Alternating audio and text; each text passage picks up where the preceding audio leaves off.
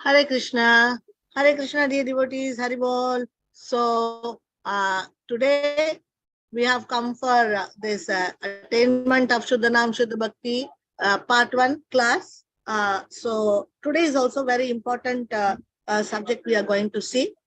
So, these are all for our Abhideya, how to apply it in our day-to-day life. So we are not only learning the knowledge, we are also learning how to apply it in our day-to-day life. Okay. So thank you so much, dear devotees. Today we have joined for this very nice PPT class. We'll start with our prayers. Nama Om Vishnu Padaya Krishna Prashtaya Bhutale Shrimate Bhakti Vedanta Swamin Niti Namine Namaste Saraswati Deve Gauravani Prasharine Nirvishesha Sunyavadi Vashata Deshatarine Jai Shri Krishna Chaitanya Prabhu Nityananda Shri Advaita Gadadara Sivasadi Gaura Bhakta Vrinda Hare Krishna Krishna Krishna Hare Hare Hare Rama Rama Rama Hare Hare Hare Krishna.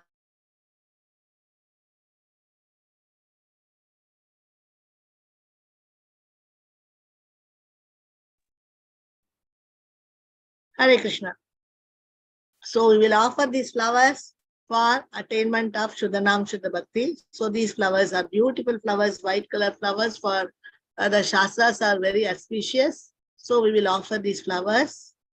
So see so much of, so many flowers are there. You can pluck it and beautifully you can make it one bouquet or you can offer as you like for the Shastras. So here for Gauranitai, we are going to offer these Goloka Champa flowers for Gauranitai. Okay, so these flowers are very nice. You can offer it beautifully. These flowers are so sweet that we can offer it, make it as a garland or just put it for their lotus feet as you wish. Here for Radha and Krishna, Krishna is dressing up Radharani so nicely. See Radharani always having that lotus in her hands. So this is to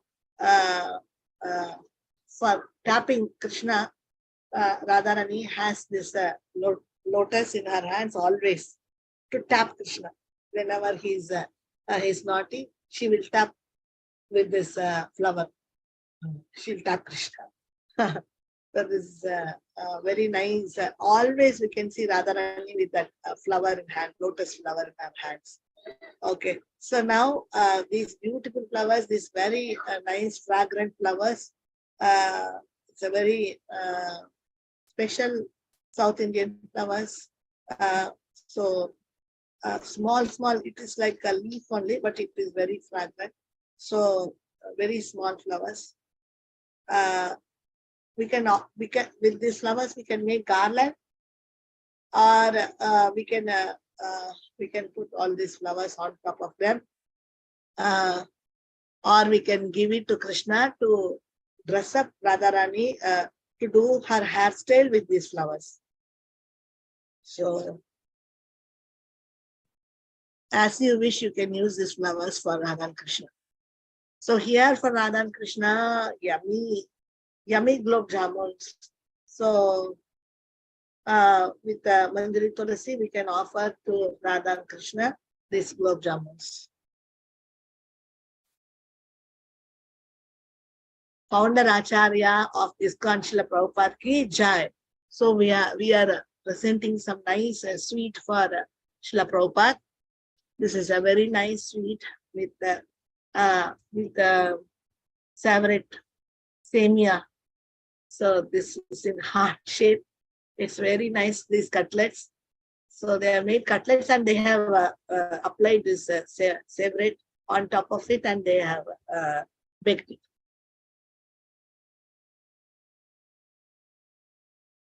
Okay. So here for our founder Acharya Srila Prabhupada, for him, we will offer for his lotus feet, we will offer these flowers. So here for our His Holiness Manuswami Maharaj ki jai. So for His Holiness Manuswami Maharaj, we are offering these very nice cookies, biscuits, butter biscuits. You see that that cracks. That shows that it is perfectly cooked. So this is homemade biscuits, butter biscuits. Because of that more butter, this has given some cracks. This is going to be very tasty butter biscuit. Okay, so with pista and badam and everything, this looks very great, grand offering for His Holiness Manuswami Maharaj. With all love, this biscuit has been made. So with all love, you offer this to your Shiksha Guru Banu Maharaj. Okay. So for his lotus feet, we will make this, we will offer these flowers, for his lotus feet.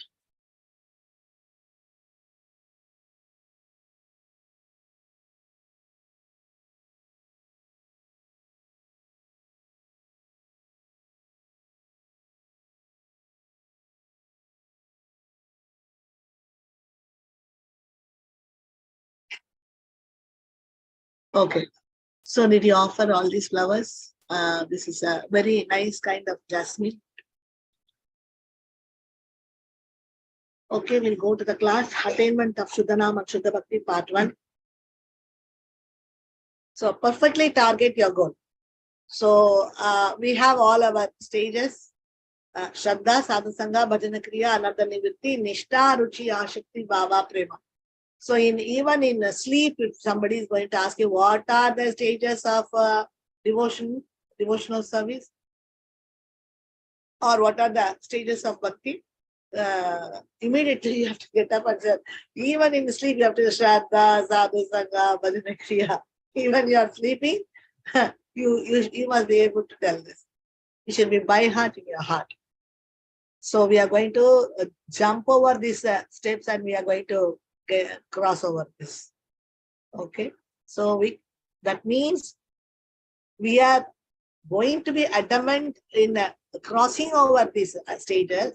We are not going to be adamant in our catching hold of behind our attachments. So this means that.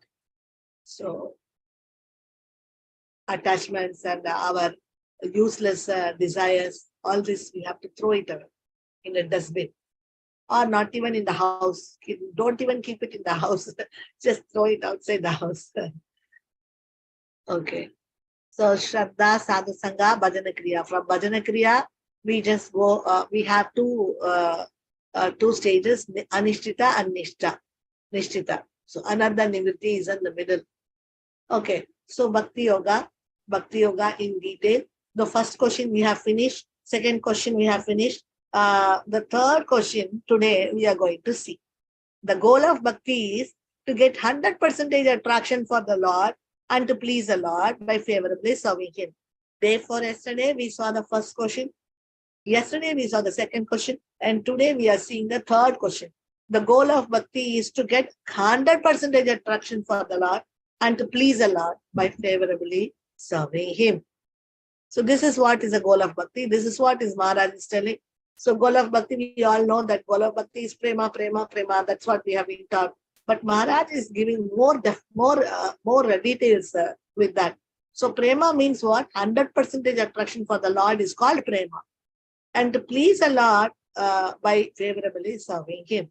So we have to please the Lord by favorably serving Him. Okay. So this is what we finish. What is the definition of Bhakti is? This is what is a definition of Bhakti. Just by this picture, we can see the answer in this picture. If this is the question, then this is the answer for that question. Okay, so now we'll go for the third question. What is the goal of bhakti? What is the goal of bhakti? So nicely they are going. See, Krishna is catching hold of the hands of Sudama, and he's taking in the deep inside the forest. This is the goal of our bhakti. What is the goal of our bhakti? The goal of bhakti is to get 100% attraction for the Lord and to please the Lord by favorably serving Him. So we have got 3 points in this. The goal of bhakti is to get 100% attraction. That is first point for the Lord. Then to please the Lord is the second point. And third point is by favorably serving Him. So these are the 3 points. These are the 3 points. So getting 100% attraction means, can you see this picture? Is this not 100% attraction? How much ever we are going to discuss. Can we speak about what this picture is predicting? What this picture is depicting? What this picture is showing us? What is 100% attraction means? This is what the devotee is feeling. 100% attraction means you see how Krishna, you see the devotee, how they are. So this is what is, this picture is depicting the 100% attraction. So this cannot be explained by words. This is something inside happening. This is something something connected with our soul, something connected with our feelings for Krishna, something connected with our emotions for Krishna. Okay, so this boy, he doesn't want anything except Krishna. He is completely pleased in pleasing Krishna. So by favorably serving. So the devotee is favorable. He's not like a Kamsa. In enmity, he's not thinking of Krishna. He's always thinking of Krishna in favorably, just as a friend or servant or lover or a son. This is in Tamil. If you want, you can read it in Tamil also. So the goal of Suddha Bhakti is not to come out of sufferings. So again and again we see in Satsanga, devotees are asking, can I ask this? Can I ask that? While chanting, what can I do? Can I ask for my demands? This is because we don't know what is Shuddha Bhakti. Shuddha Bhakti means the goal of Suddha Bhakti or Shuddha Bhakti means to come out of all sufferings. This is the point. It is not to come out of all sufferings. It is not to come out of all sufferings. It is to, the material world, of course, is a place of suffering. Janma, Mrityu, everything is suffering. Yes, we know that. A child inside mother's womb is packed and is eager to come out of that terrible situation. Even as a womb, the child is in a terrible condition. It is not happy.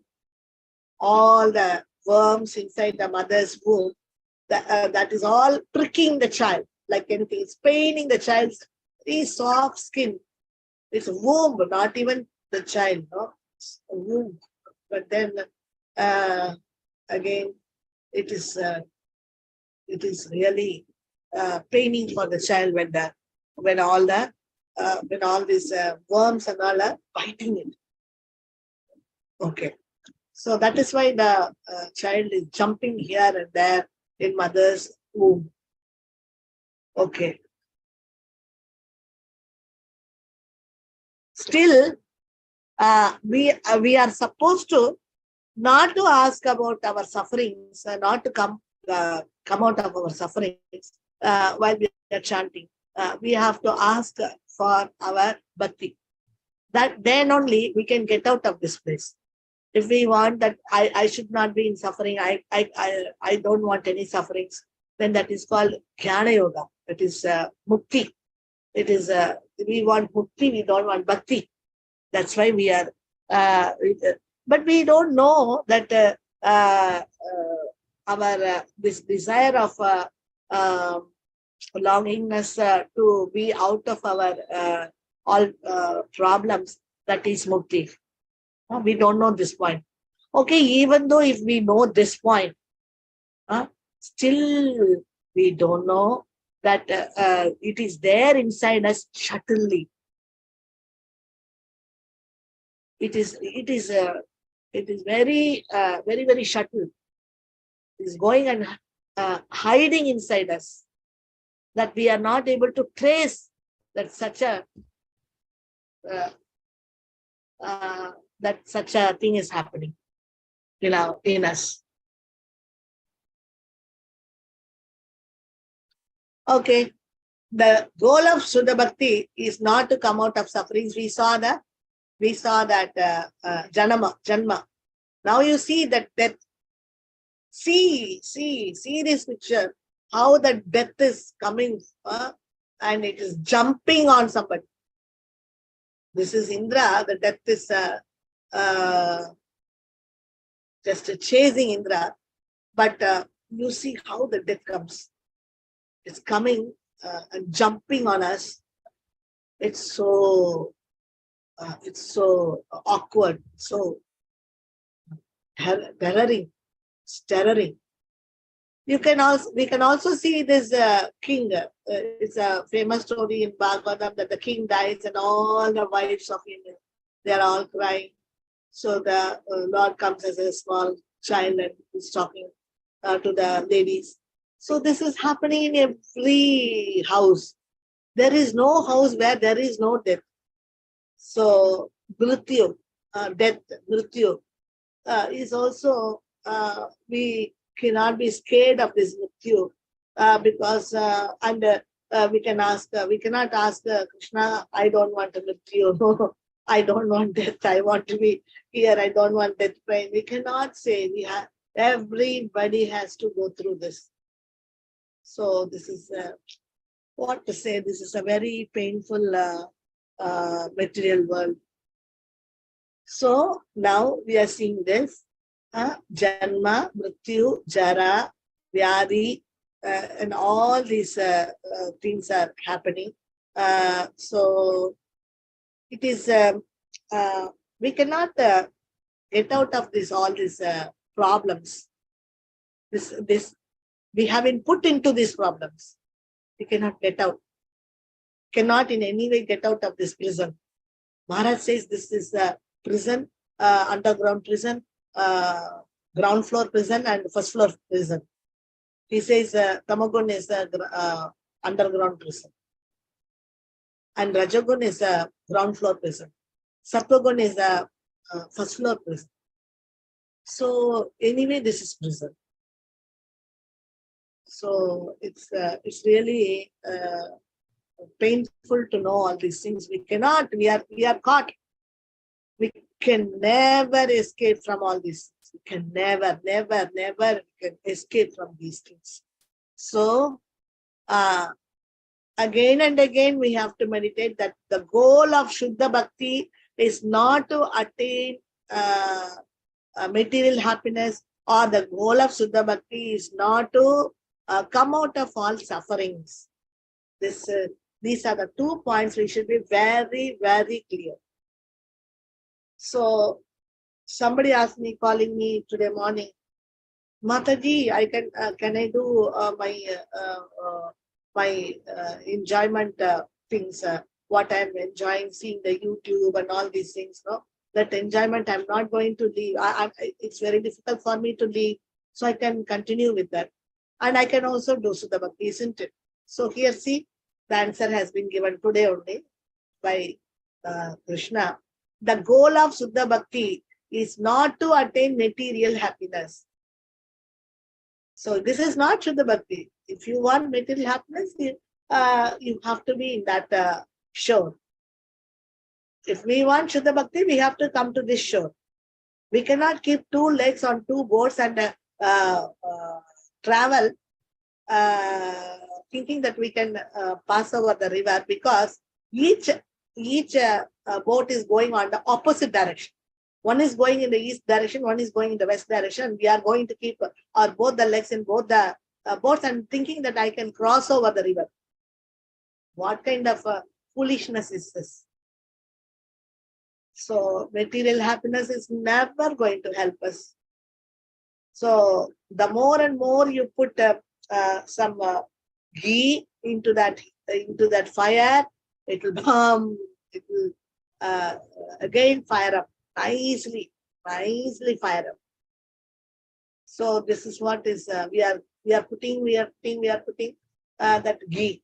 Then again and again the fire is increasing.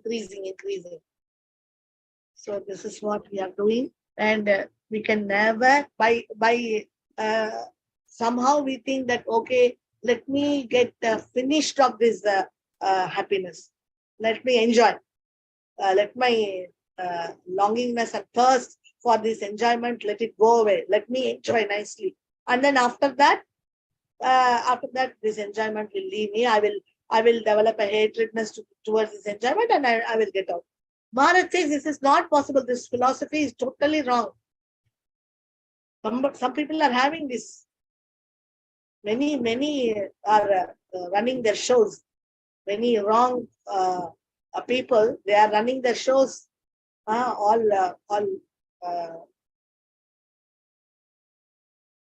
what to say, nakli, the people who act as if they are in bhakti. They are saying that I know one person, Rajneesh.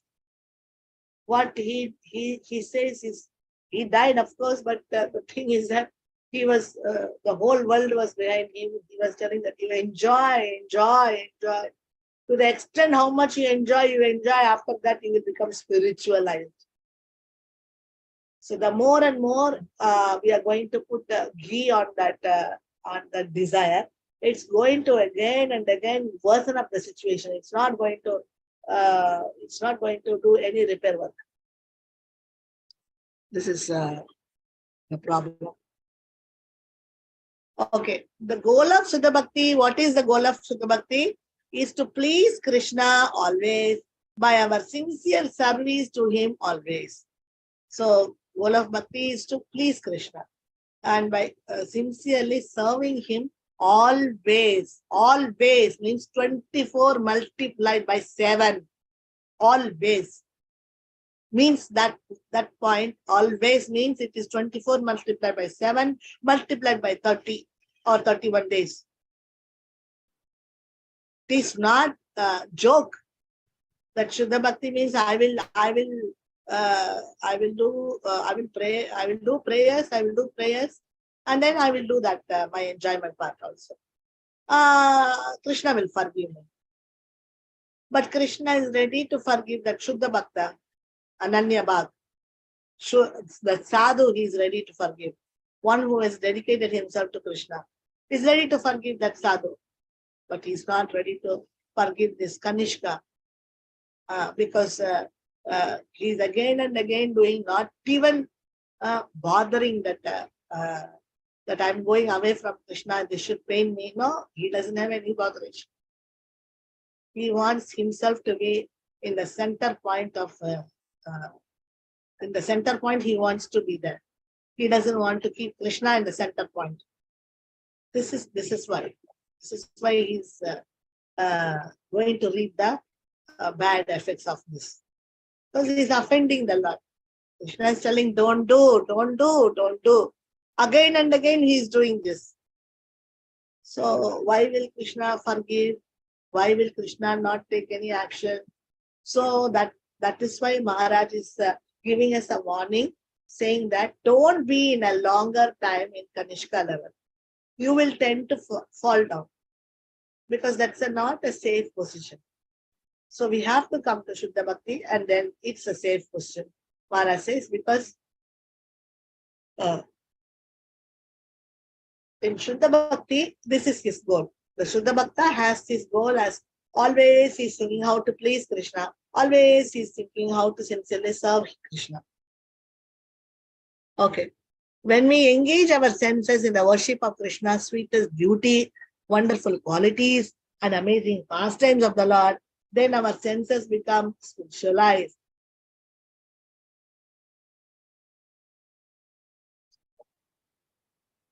When we engage our senses in the worship of Krishna's sweetest beauty. Okay.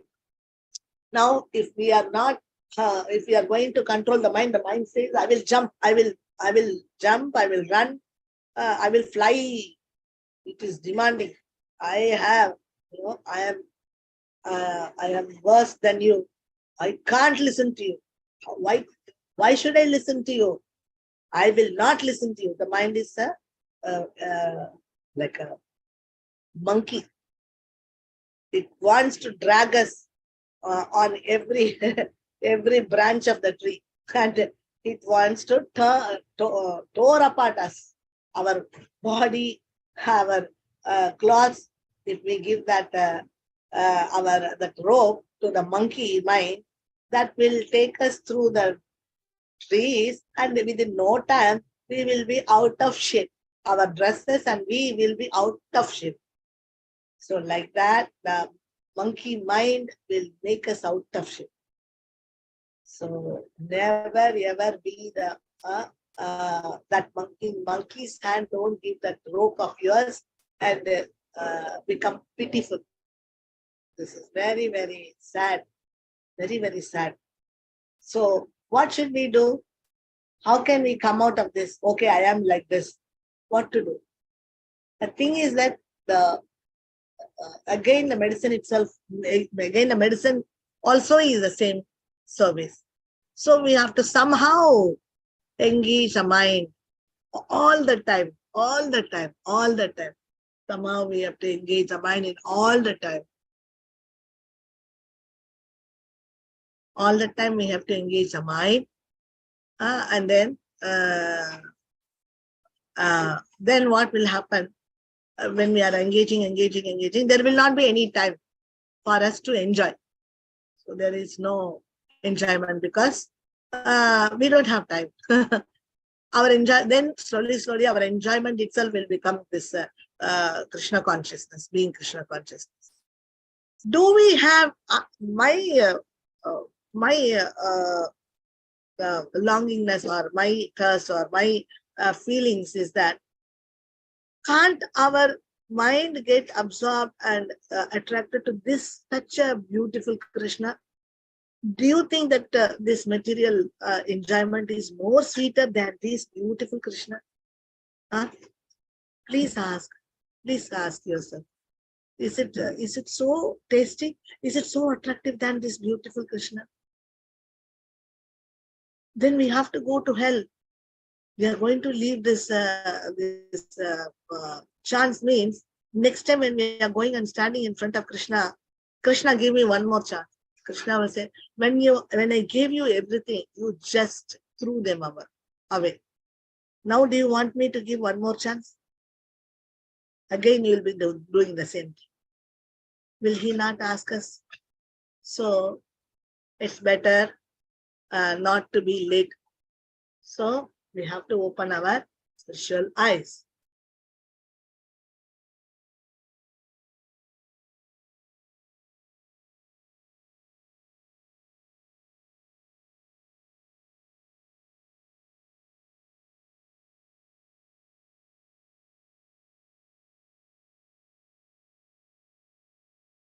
So somehow we have to engage our senses, our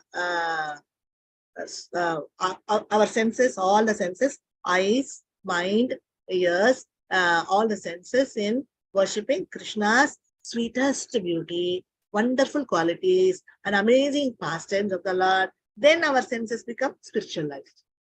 So if the senses want something to enjoy, please give Krishna. That means it is going to be so tasty for the senses. Okay, so we can give Krishna's pastimes. We can give this wonderful qualities of Krishna. We can hear. Then when we engage our senses in the worship of Krishna's sweetest beauty, wonderful qualities, the same thing. Okay, it becomes spiritualized.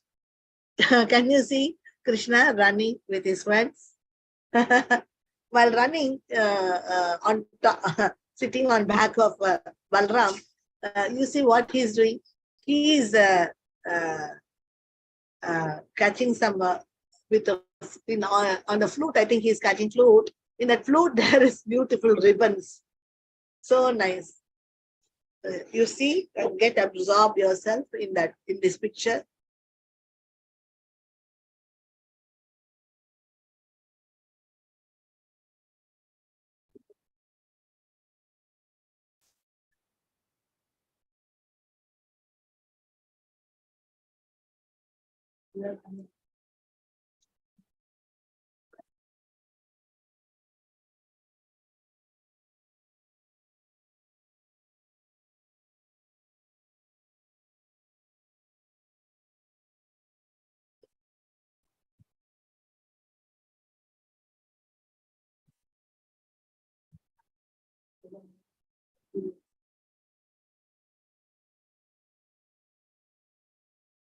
Okay, did you see?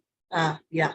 So now, when we engage our senses in cooking for Krishna and offering very nice items, what our children ask, okay, you make that, satisfy them also by offering to Krishna. First, you think I will offer to my Krishna. I will do this to satisfy the senses of Krishna, not the senses of my child. And I will do the same bhaji what our children are asking, but we have to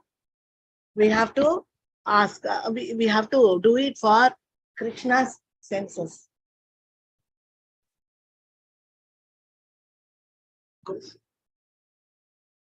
So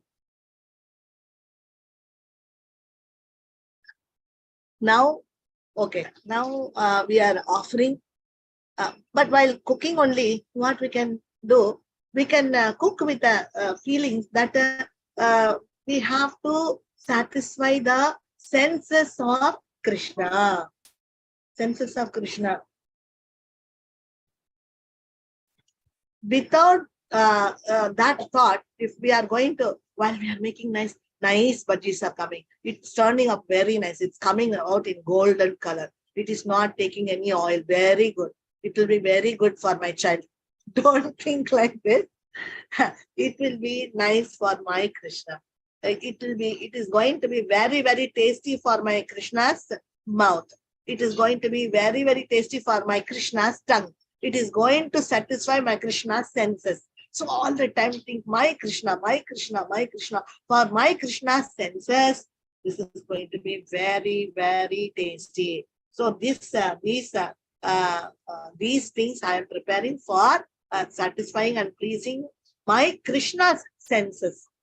So if we are thinking of Krishna's tongue, Krishna's senses, Krishna's satisfaction, Krishna's pleasingness, our cooking time and our offering time, our buying that vegetable time, everything is 100% spiritualized, 100%.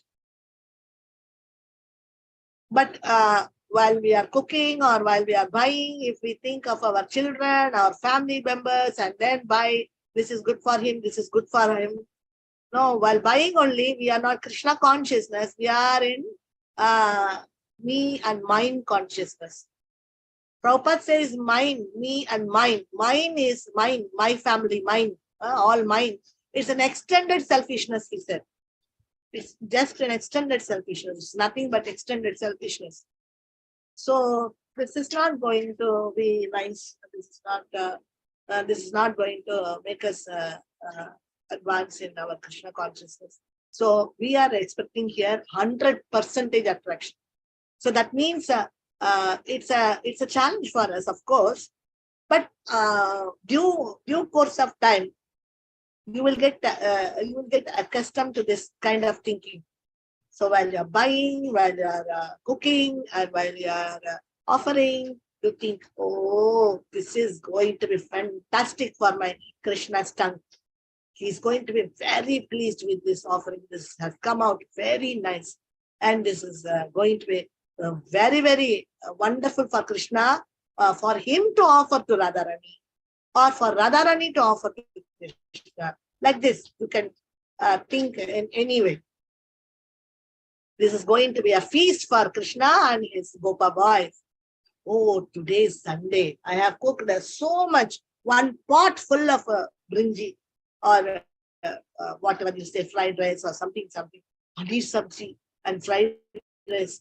Okay, today it's a feast. I want to give for Krishna and to his Gopas, or Krishna and to his Gopis. I want to give today feast. So pick up, if you get a big leaf, put a big leaf. If you are not getting a big leaf, at least put a big leaf in your mentally, and then all that fried rice, all that full pot of that fried rice, you can keep it on that leaf, and paneer sabji, full bowl full of paneer sabji, you can keep nearby. Take Krishna, take, eat with all of your friends. Please take, please nicely all sit down and eat. So this is love. That we are not going to do extra anywhere, or we are not going to spend extra 1 minute also. Whatever we are doing for our house, that only the consciousness we are going to change, only that mood we are going to change. That is all. So in this way we are pleasing Krishna, and because of our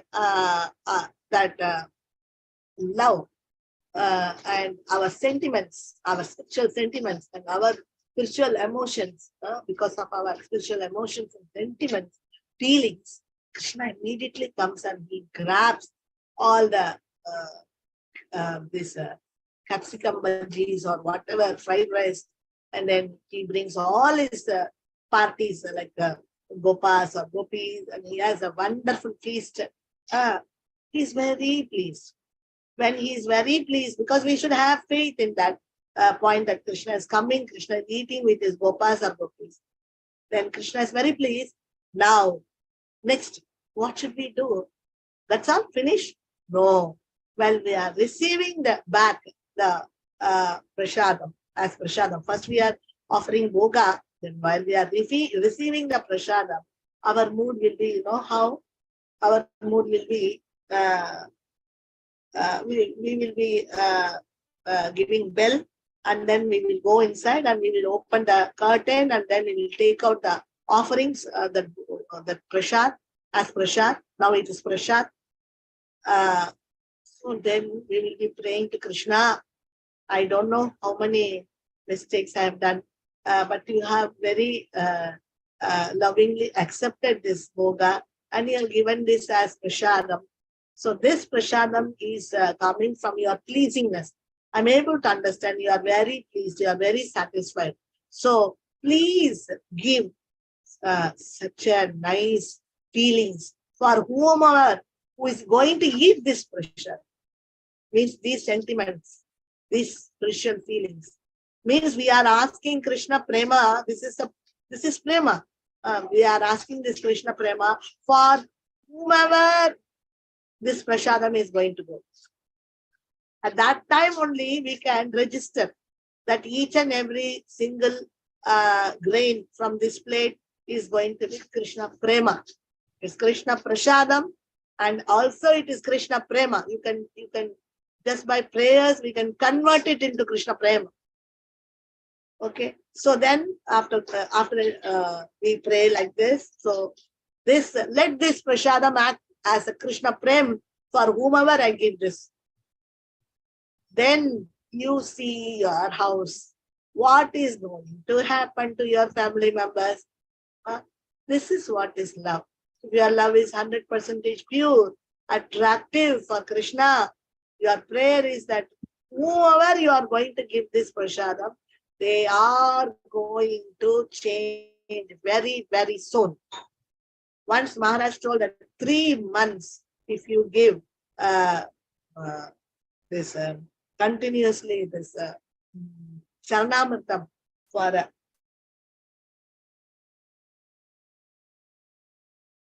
a person who is a drunkard, he will change it.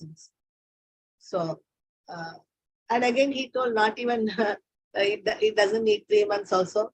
Because this is working to a person who doesn't believe in this, who doesn't have faith in this, who is an anti person. Even to anti person, this will work. This is what Maharaj meant. So continuously giving prasad, but I'm giving prasad. But what kind of prasad? Are we cooking in the consciousness of our children or our family members, and then offering it to Krishna and then giving it? That is karma yoga. It is not even karma misra bhakti. It is karma yoga. What is this? It's a heavy shock Mataji is giving. Yes, it is karma yoga. That is why we are supposed to learn what is karma yoga, what is karma misra bhakti, what is jnana yoga, what are all these things. Okay, so karma yoga means these karma yoga people, who are these people, karma yoga people? They all accept that Supreme Lord is Vishnu, Narayana, Krishna. These are the karma yoga people. Okay, they are not from karma kandis. They are not karma kandis. They are karma yogis. Yogi means one who is getting connected with Krishna. In somehow. That means karma yoga is also something connected with devotion. So these people, these karma yoga people, what they are doing, they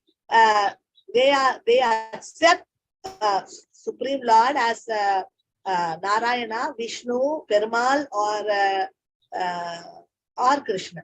Okay, and they will have everybody of them. The karma yogis, they will have the Lord in the middle of their house, and whatever they are eating, they will offer it to the Lord, and then they will eat. This is called Nishkama Karma Yoga. But this Nishkama Karma Yoga is one day it's going to change as Suddha Bhakti. Suddha Bhakti. It will change it as Suddha Bhakti. But in the beginning, even he need not be a Nishkama Karma Yogi also. Just a Karma Yogi also does the same thing. He is also keeping that deity in his house, and he is also keeping the deity in the middle of his house, and whatever he is eating, he is offering. But he does it like a duty. He is not doing it with love and affection. So that is why it is just like a mechanical process. It's a mechanical. They know only to cook and just put it in front of the Lord and take it, and then they can enjoy it. If we are also doing the same thing, in what way we are better than the karma yogis? But we think that we are doing some devotion because we are chanting. So the whole day we are doing all karma yogic activities, and then we are going and chanting. So the chanting is also as a result of this karma yoga, practicing karma yoga, the chanting is also coming in karma yoga. It is not, it is a Nama Abbas chanting. It is not Shuddha Nama. So, so many things are very, bhakti is intricate, but if we know, then we develop that eye, the third eye, the spiritual eye, shastric eye. If we develop, then it's going to be fun. It's really going to be fun. We can, as a third person, we can see all these things and what is this going on? What am I doing? What are they doing? Like that, we will be giggling. Yeah. So this is the way we have to engage ourselves. Now offering is over. Next is puja, archana, and we do the aarti in the evening, morning, and it's so fantastic. It's we are calling Krishna. Once Maharaj told that Krishna attends when we are giving aarti, he receives it while standing, and he receives our bhoga while sitting. So while taking boga, surely don't ever forget to keep a seat for him. Some nice asan for him to sit and eat. Just don't treat the deity mechanically with a hard heart. Krishna has come down to your deity. Krishna has come down in your deity. So treat the deity with a heart full of love. So your deity is your Krishna. So while eating, we have to put a nice seat for him, asan for him, and ask him, please come, Krishna, please sit down in this asan. Now I will feed you. So very sweetly, very nicely. Chaka, chaka, chaka, chaka. Chaka, chaka, chaka. We just put it, just put tulsi. Yeah. Come fast. I don't have time. Chaka, chaka, chaka, chaka. Then we ring the bell. That's all. Come fast, eat. I don't give you time because everybody is waiting. Not this way. It's mechanical. Yes, of course, we can tell Krishna, you can eat by eyes also. You don't like us, you don't need to eat by tongue. So you can even eat in 1 minute, 1 second also. So since these family members are sitting on my head, please help me, Krishna.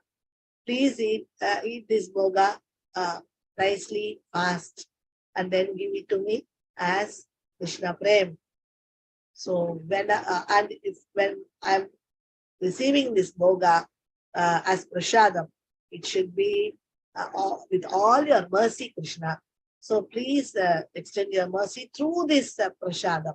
Whoever I give this prashadam, they should be elevated to Krishna consciousness. They should be elevated to Suddha Bhakti. In this way, you do prayers and then you take it and you just eat yourself and see what is going to happen in 1 week. You're going to have a big change in your house, in your family, in yourself, and in your qualities. It's all going to be different. So this is the way we very with all feelings and emotions and sensitively we pray Krishna. We serve Krishna. This is called a consciousness graph. The karmis minus is going in minus. Gyan is 0. Devotees in plus. Because the karmis, they don't engage themselves in Suddha Bhakti activities. They are engaged in all this money matters.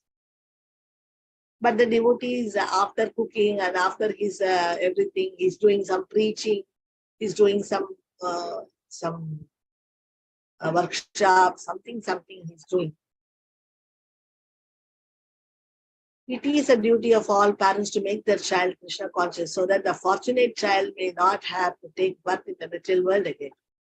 So if we are going to preach this to our children and we are going to give such a wonderful prashadam for our children every day, why not the children will become, a great soul? They will become.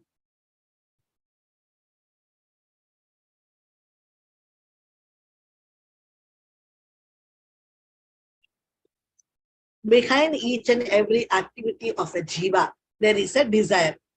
A jiva generally does an activity pushed by a desire. This is very important point. Why are we doing activities? We are doing activities because we are filled with desire. In order to fulfill our desire, we are doing that activity, isn't it? So our activity is behind our activities. There is one desire, isn't it or not? Any activity we do, there is a desire behind it. Without desire, we cannot do any activity. We want to eat, we are cooking. Like that, anything we are doing, any activity, that is because we have a desire inside us. Okay.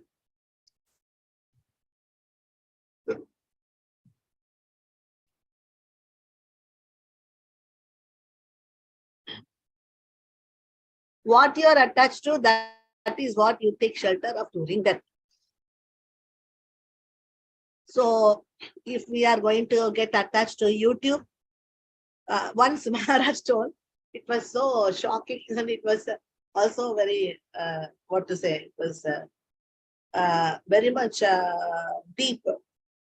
He said, somebody told Maharaj, it seems, even my father used to say, I like to travel by train all the time. I want to go in train. Somehow some jivas, they want to travel in the train. So somebody also put this question to Maharaj. Maharaj, somebody said that there are many people who want to just travel in the train whole day and eat something. Then they like that going in train. So, this was also a question asked to Maharaj. Maharaj, somebody said they like to travel in train. What will happen to them in the next life? What will they become? Yeah, they may become a cockroach in the train. Immediately Maharaj answered this. So, I am attached to YouTube programs. I am attached to Facebook. I am attached to Instagram. Yeah, we will also become one day that in next lifetime we can also become in Instagram one program, no? Like the program, in that program they will be showing us like that. We can also become a cockroach or a lizard attached in that YouTube studio or in that studio or wherever they're taking, no? All these sceneries, and then we can become dog, cat, like that. So that is what here they're saying. What you are attached to, that is what you take shelter of during death. Whatever we are doing today, whatever we are doing, even every single minute, whatever we are doing today, we have to have some answer for that. What are they going to do with this? We are doing an activity. Okay. So we are doing an activity. Any activity will have some result or not. Result is there or not. Without result, any activity can we do? So any activity ends in some result, isn't it? It will end in some result. Whether punya or papa. So any activity, like we are throwing a ball on the wall. Immediately that ball will come back or not? It will not come back. It will get stuck to that wall. No, it's going to come back. That means any activity will have, any action will have a reaction. Is this correct or not? Any action has a reaction. So we are today doing one action. So are we not responsible for this action?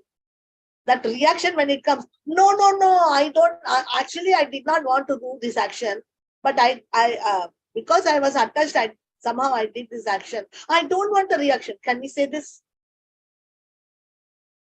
Whether we want it or we don't want it, because we did this action at that moment, what is happening?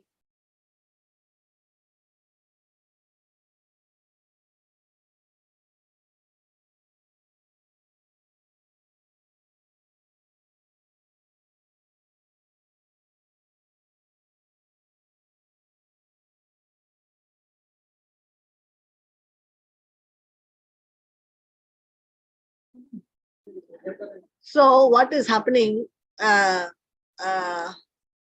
We can't say that, that reaction we don't want to take. Whether we want it or not, it is forced upon us. Who is going to be the witness? Because we stood on the floor and we were looking into other Facebook, Instagram, YouTube, no, for enjoyment's sake, not for Krishna consciousness sake. Okay.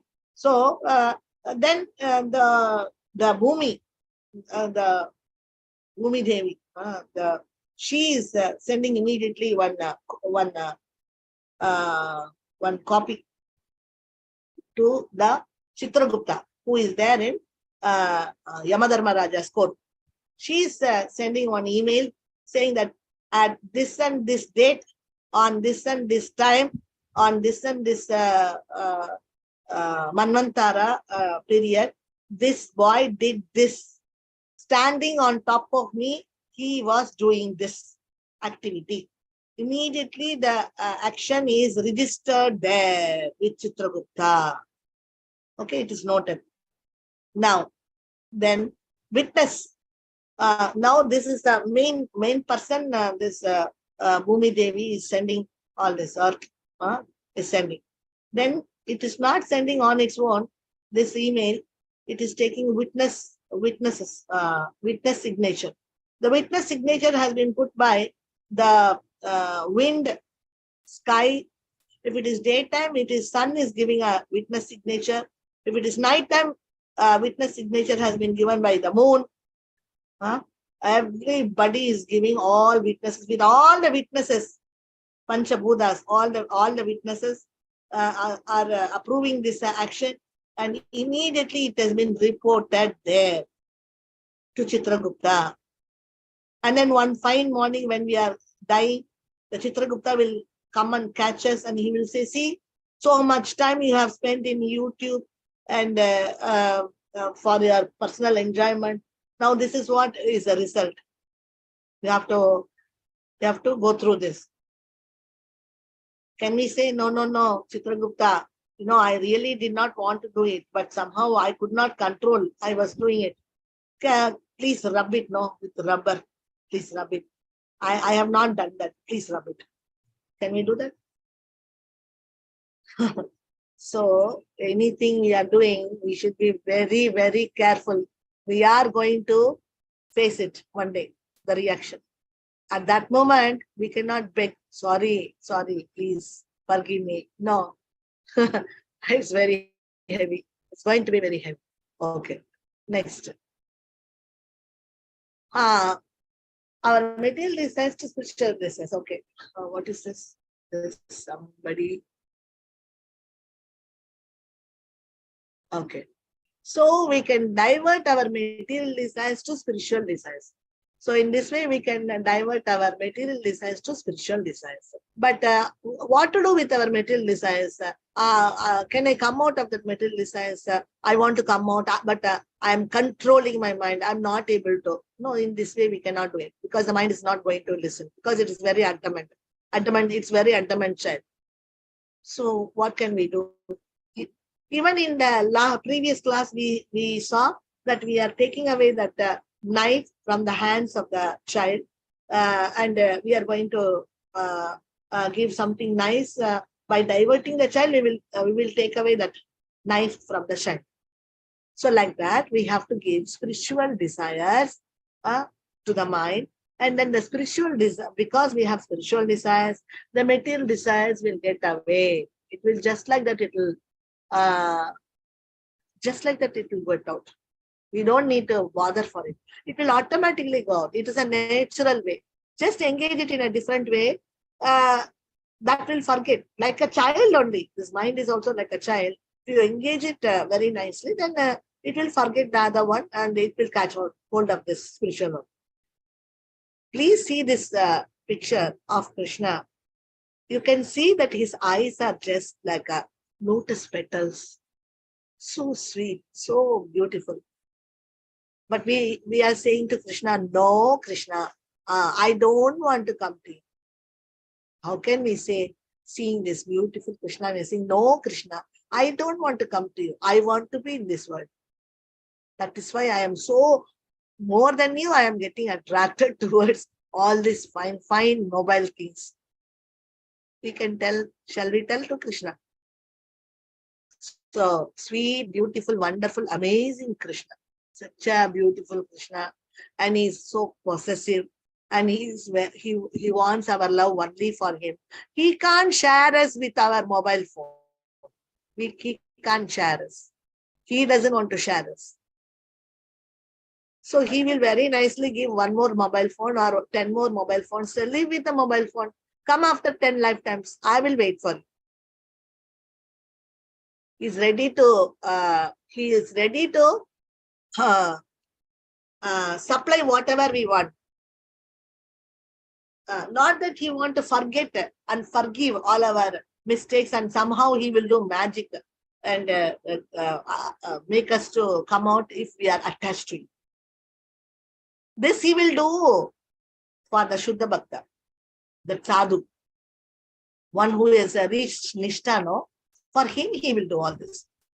But to this person, this Mishra Bhakti, Bhakta, for him, he has given independency. But he has given independency to Shuddha Bhakta also. But the Shuddha Bhakta, even though he cannot stop the sinful activities, he is not ready to give up Krishna. He says, even if I go to hell, I will worship Krishna. And he is out of 3 gunas. But still he is doing sinful activities, means it's accidentally he's doing. He's not doing every day. It's accidentally it's happening. Without, he planning to it. Or he's not doing everything like he wants to do it, or he wants to practice it, or he wants to, it's not that he wants to continue it. It accidentally happens to the Shuddha Bhakta. So, in that way, he is different from this person. This person wantingly doing, but that devotee, he doesn't want to, wantingly he did not do it. It accidentally happens to him, accidentally. It's not with liking, or it's not with full conscious he's doing that. It accidentally, at that moment he fell down. That's all. He did not plan for it. Even in the court, we see that a murderer, if it's a planned murder, means it's they have been given a very rude punishment. If it is not planned, it is it happened due to circumstances and suddenly, means it is not taken so seriously. At least the punishments are not so bad. So this is a difference. So the Mishra Bhakta, the Kanishka, he knows this I'm doing, but again and again he's doing without fearing, without even knowing that he's going away from Krishna. So behind every action there is a desire. Can you see Dhruva Maharaj? See, he's so one-pointedly he is meditating because he has a desire. It is impossible to live without desire, since desiring is the nature of a jiva. So, yeah, without desire we cannot without desire we cannot live. Means each and every jiva has desires. Without desire, the jiva cannot live. Jiva means having independency. Jiva means his nature is to have desires. That is why. The goal of Shuddha Bhakti is to please Krishna. So this is what is the goal of Shuddha Bhakti. Shuddha Bhakti means, please, Krishna, forgive me. I was in darkness, but now I am fully surrendered unto your lotus feet. Surrender means we saw 6 points yesterday in our Harinam Chintam. Surrender. So we will also will be seeing later on the 6 aspects of surrender. Surrender means we are doing activities which are favorable for our Krishna, our bhakti. We are rejecting whatever is unfavorable for doing our bhakti, that we are rejecting. And third one is we are having full faith that Krishna will protect me, and we are having full faith that Krishna is my maintainer. This is the fourth aspect of surrender. And 5th point, I don't have any other desire other than Krishna's desire. Means I want to act as Krishna wants. I don't want to act as I want. This is surrender's 5th aspect. This is the main aspect. And the 6th aspect is in front of Krishna. They are meek and humble. These are the 6 aspects of surrender. Even in sleep, if somebody is asking you, immediately tell what is surrender means. This is what is surrender. So finally you are here. I was waiting for you for very long time, my dear friend. You are my dearest friend. So we have to be meek and humble. If we say that, yeah, I want my enjoyments. No, I cannot leave these enjoyments for your sake. This is not the way. That's why the Kanishka is not able to advance. So, but the Shuddha Bhakta is advancing because he is surrendering. He says, I don't want anything beyond you. I am surrendering unto your lotus feet. This is all I ever wanted. Krishna, this is all I have. I will please my Krishna at any cost. This small child is giving his heart. See how Krishna is melting. Because this boy is giving his heart. He says that I don't have anything else. But Krishna says, this is what I want. So this is something connected with our feelings. We have only one flower, one lotus flower. See how nicely the devotee is offering that to Radha and Krishna. I have only this. Please accept it. So whatever means we have, we can offer them lovingly. So pure devotees, all desires are based on giving pleasure to beloved Krishna. So the pure devotees, all desires are based on giving pleasure to beloved Krishna. So this is what is the difference between the Misra Bhakta and the pure devotee. The pure devotee desire is always giving pleasure to beloved Krishna. He's always thinking, how can I please Krishna? How can I please Krishna? How can I give pleasure to his senses? By making this particular cake or some nice item, I can please Krishna's senses today. I can please his tongue today. I will make this cake in such a way that Krishna's tongue will be totally satisfied. Have you ever thought like this? So this is Krishna's senses. The devotee is always thinking how to please Krishna's senses. We are thinking that we are, when we are cooking, we are thinking what Maharaj one day, he was taking very nice class about these things. So it seems we have already tasted what to cook today. Like that we are thinking means, and immediately comes that day I ate that gulab jamun in their house. No, it was so tasty. So yeah, I want to again enjoy the taste. So let me make that type of gulab jamun. So I will prepare such a gulab jamun. We are calling immediately and asking that Mataji, you prepared that day now gulab jamun. How did you make that gulab jamun? Is it gift packet or kids packet, or it's a what's another company packet, or what is that company, or how did you make it with directly from that Goa? They are asking so many questions to her, and the Mataji is replying. So all the things we are doing on the basis of our remembering our taste, our tongue's taste, which previously we cannot forget the taste, and we want to taste it again. For that purpose, everything we are doing. You see how our consciousness is contaminated. If we teach ourselves that the beginning point only, while we are thinking that we will cook this, at that point only, if we think, oh yeah, that day I tasted this, it was so nice, so relishing in our house. I want to make the same type of taste for my Giridhar, for my Krishna, and I want to offer this to my deity. This is what Madhavendra Puri was thinking. Madhavendra Puri was thinking, such a nice, they gave actually some little kheer prasadam for everybody. Then immediately he thought that such a nice kheer, no, very nice. Let me eat this. He was thinking actually, no, he did not get. He was thinking that if I can get a little kheer, and he was standing on the queue. Let me get this kheer and taste it. If I taste it, then I will understand the taste, and then I will try to make in the same taste. I will try to cook that kheer for my deity. For that, for cooking for his deity's sake, he wanted to taste that. But then he felt very bad. Oh my God, how bad I am. I'm thinking of my tongue. So taste.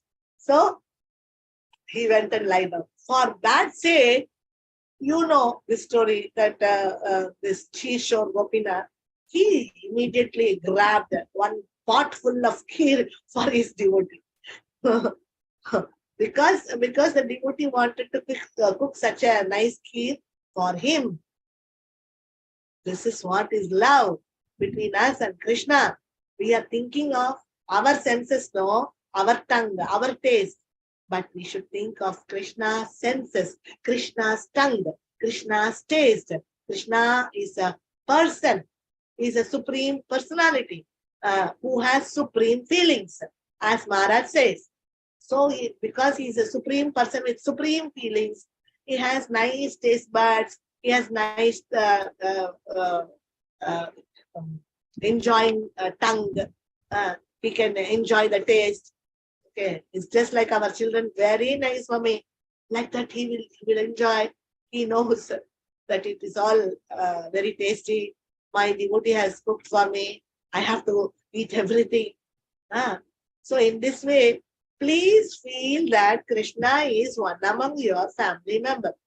Please think that Krishna is a person who will reciprocate for your feelings. So actually, we are seeing him as even though if he is standing in front of us in deity form, we are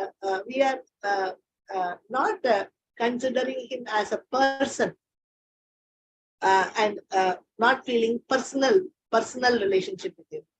That's why we do it mechanically, as if that is not a person, it's just a stone or something like that. These are all our, without knowing only, all these things are lying down in us subtly. So we have to get rid of all these things, and that love has to come from our heart. Okay. See, when we attain Suddha Bhakti, our thoughts will be, how can I please my Krishna? When we attain Suddha Bhakti, our thoughts will be, how can I please my Krishna? So now all the time we have to think, how can I please my Krishna? Oh, nice.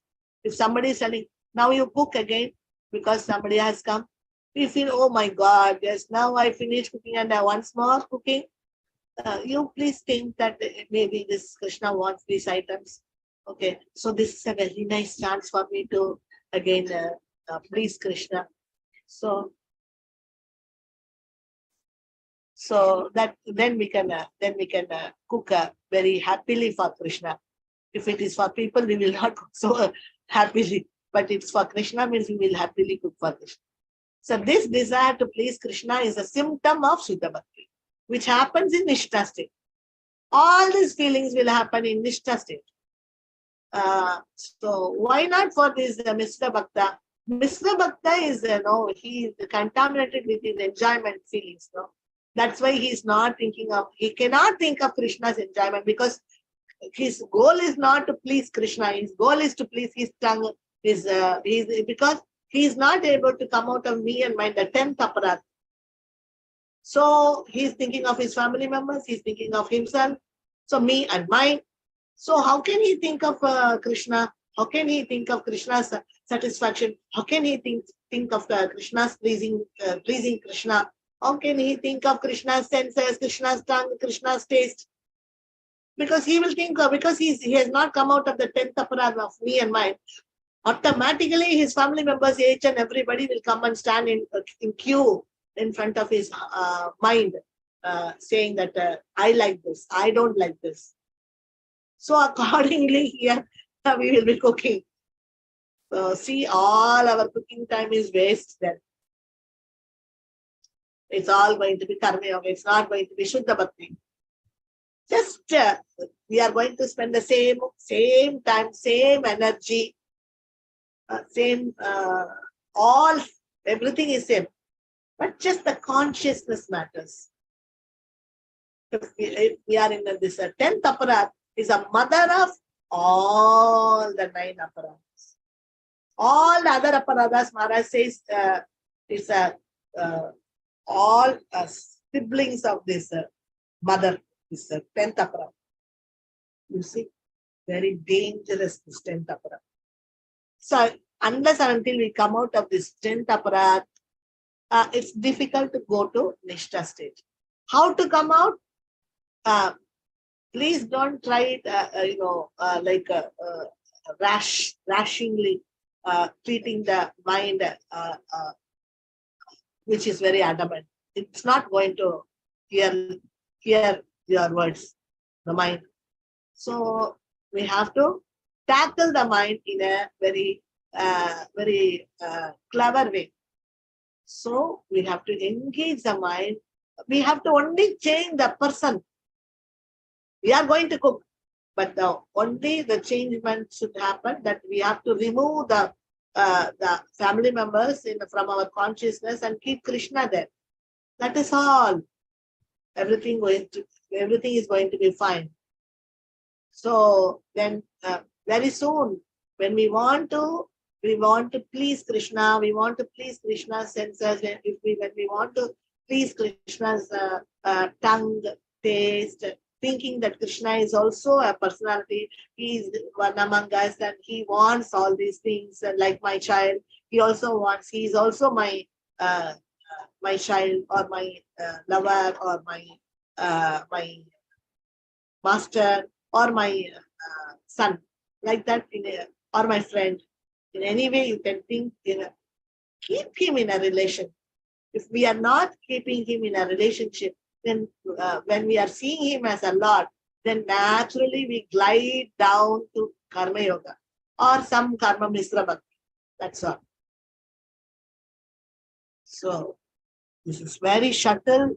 It will take little time to talk about it and make you understand, but still it works.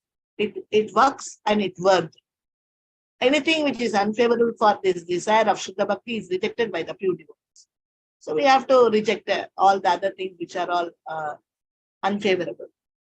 I will please my Krishna at any cost. See the devotee. Krishna, let me hug you.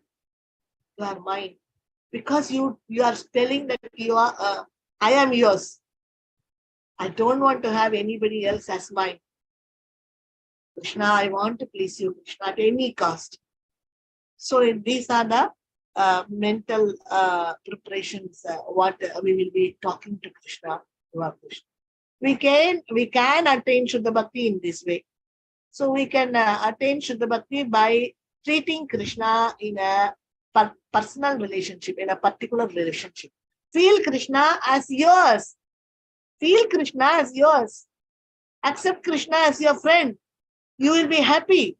This is a message of Krishna consciousness, civilization and transcendence. Srila Prabhupada.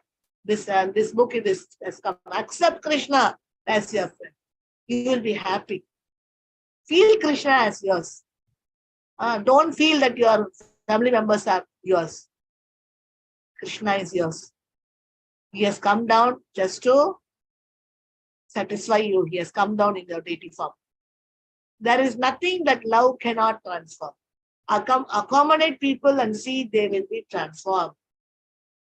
Love can transform anything. So why not that love of yours to Krishna will not change you? It will do wonders. Possessiveness of Krishna develops. So we have our beautiful jewelries for our Krishna, and we are dressing Krishna. So Krishna is already possessive of us. So now we have to become possessive of my Krishna, my darling Krishna, my Krishna. I will dress. I will do all this. I will do this preaching for my Krishna. Like that. Material relationship and material things. These are the material relationships and these are the material things. There is nothing called material love and spiritual love. There is only two words what Maharaj used. One is, he says, kama, and one is prema. Kama is the term which is used for the material relationship. Whatever relationship what we are having with anybody, that is known as kama. That is not prema. So kama means with all desires, material desires. With material desires, if we love somebody, that is termed as kama. That is not termed as prema. Love means only prema. So prema we can do only with we can have with Krishna. Prema we can have only with Krishna.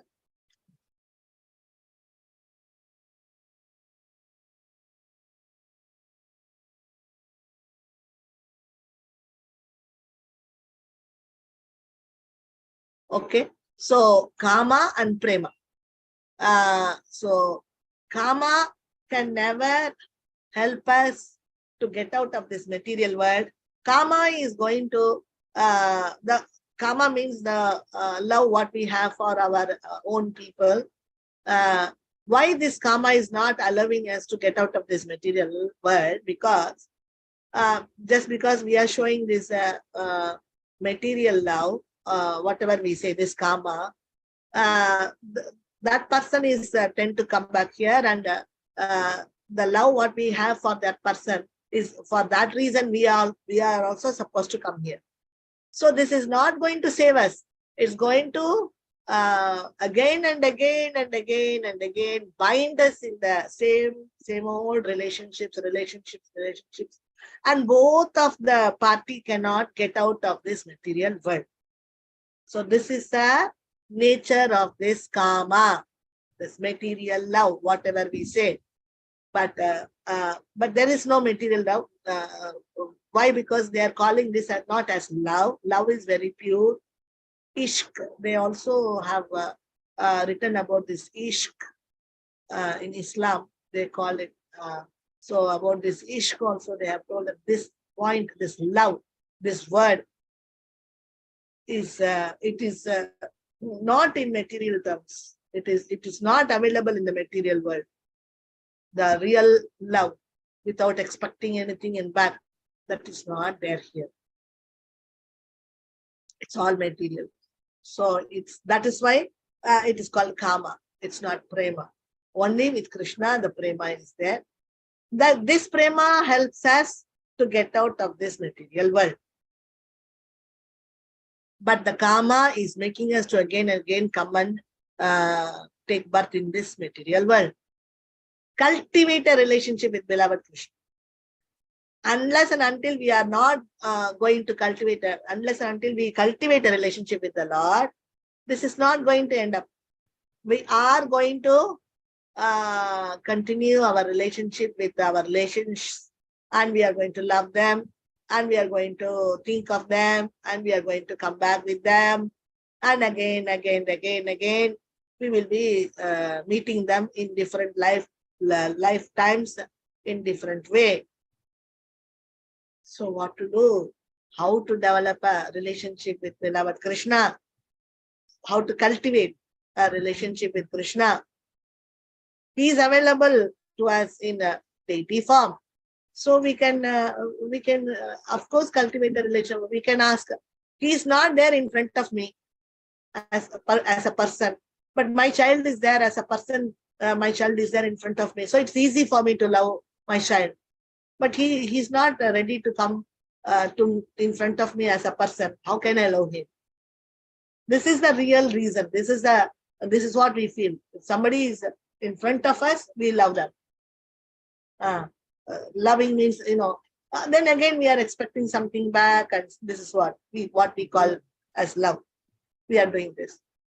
But Krishna says that you can see me, you can look at me, you can see me, you can look at my beauty, you can relish my beauty, everything through your another eyes, scriptural eyes or spiritual eyes. That's why Maharaj is telling that we develop different spiritual senses. Now you please, okay, we will test our spiritual senses now. Can you see this picture? Just a moment.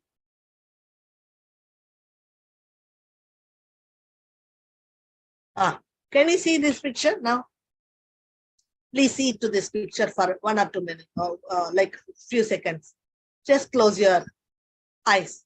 Now you remember this picture. Can you see this picture in your heart? Not from your eyes. This material eyes now we are not using. But you can see the same picture in your, somewhere you are able to see. What is that called? That is called spiritual eyes. That is not mind, that is not intelligence, that is your spiritual eyes. I am hugging Krishna, and Krishna is hugging my neck so tightly. So it's written, learn bhakti, fun. So learning bhakti is fun. It's written there. So in this way, we know we are doing, but the thing is that we have not pinpointedly, we never saw it. We slipped. Otherwise, we would have known that we have our spiritual senses. Immediately we could use our spiritual senses, is it or not? You can close your eyes and immediately try to see the Gaur-Nitai, such a beautiful Gaur-Nitai of Chennai temple. Chennai temple has got this Gaur-Nitai, so sweet. Even anywhere in this world you go, you cannot see such a sweet Gaur-Nitai. So you can see with your eyes, this is what. This is what is your spiritual senses. So try to utilize that spiritual senses, spiritual eyes, and scriptural eyes. Through scriptures, try to see Krishna. So we cannot give any excuse anymore. So we have to cultivate a relationship with Krishna. Think him as personal. Then when we try to develop a relationship with our Krishna, our relationship with this material world relationships, the priority will go down. The priority of our mind, of our intelligence, of our senses, that gives priority to Krishna. Krishna's beauty, Krishna's relationship and everything. So it's not that we are not doing our duties to our family members. That is different. But giving our heart, that is different. So when we are trying to develop a relationship with Krishna, then of course we will be this person who has found a relationship with Krishna. He loves the other living entities more than the person who loves his family members. This person loves his family members more than that person. It's a shock, isn't it? Yes. So why? Because this is a pure devotee. He has pure feelings. So how he sees his relationship. He sees his relation as the jivas. And he thinks that this jiva is so many lifetimes. If this jiva is traveling with me in one way or another way, this jiva is traveling with me. Krishna, please help this jiva, because this jiva is coming with me. I need to help this jiva. So please help this jiva in some way that this jiva will reach you. So that, or have its consciousness on you and do bhakti, so that this jiva can get out of this material world and eternally serve you. So in this way we have to pray to Krishna. So not only prayers, we tend to love all the other jivas. All the other jivas we love, because this is what is the nature of the devotee. The nature of the devotee is to love not only his family members, all the people in the world he loves. Because he sees everybody as jiva. And he can see that in every jiva, Krishna is back at the jiva. Krishna is there inside each and every jiva. In that jiva's thumb size, Krishna is there inside them. So this Suddha Bhakta is developing these two qualities, that he is loving all the jivas in the entire world, and all the jivas in the entire world is loving this jiva. It's like this one, because they're seeing this pure devotee who is giving himself for everybody. Then all the other jivas are all loving this. So this is the nature of Shuddha Bhakti. Okay, cultivate a relationship. Okay. become, oh my beloved Krishna, please let me please you. What should be our prayer? Oh beloved Krishna, oh my beloved Krishna, please let me please you. Let me please you, Krishna.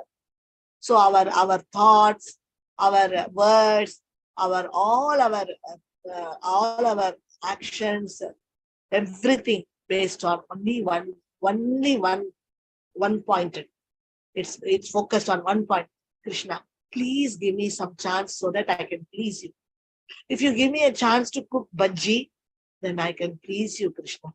Please let my heart not wander on all other places, just like a fly.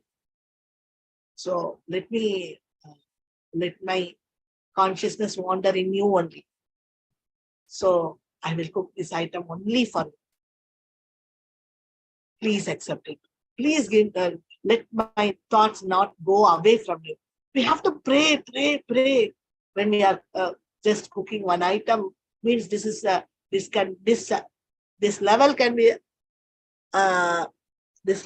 be achieved just by prayers. Krishna, please don't let my heart go away somewhere.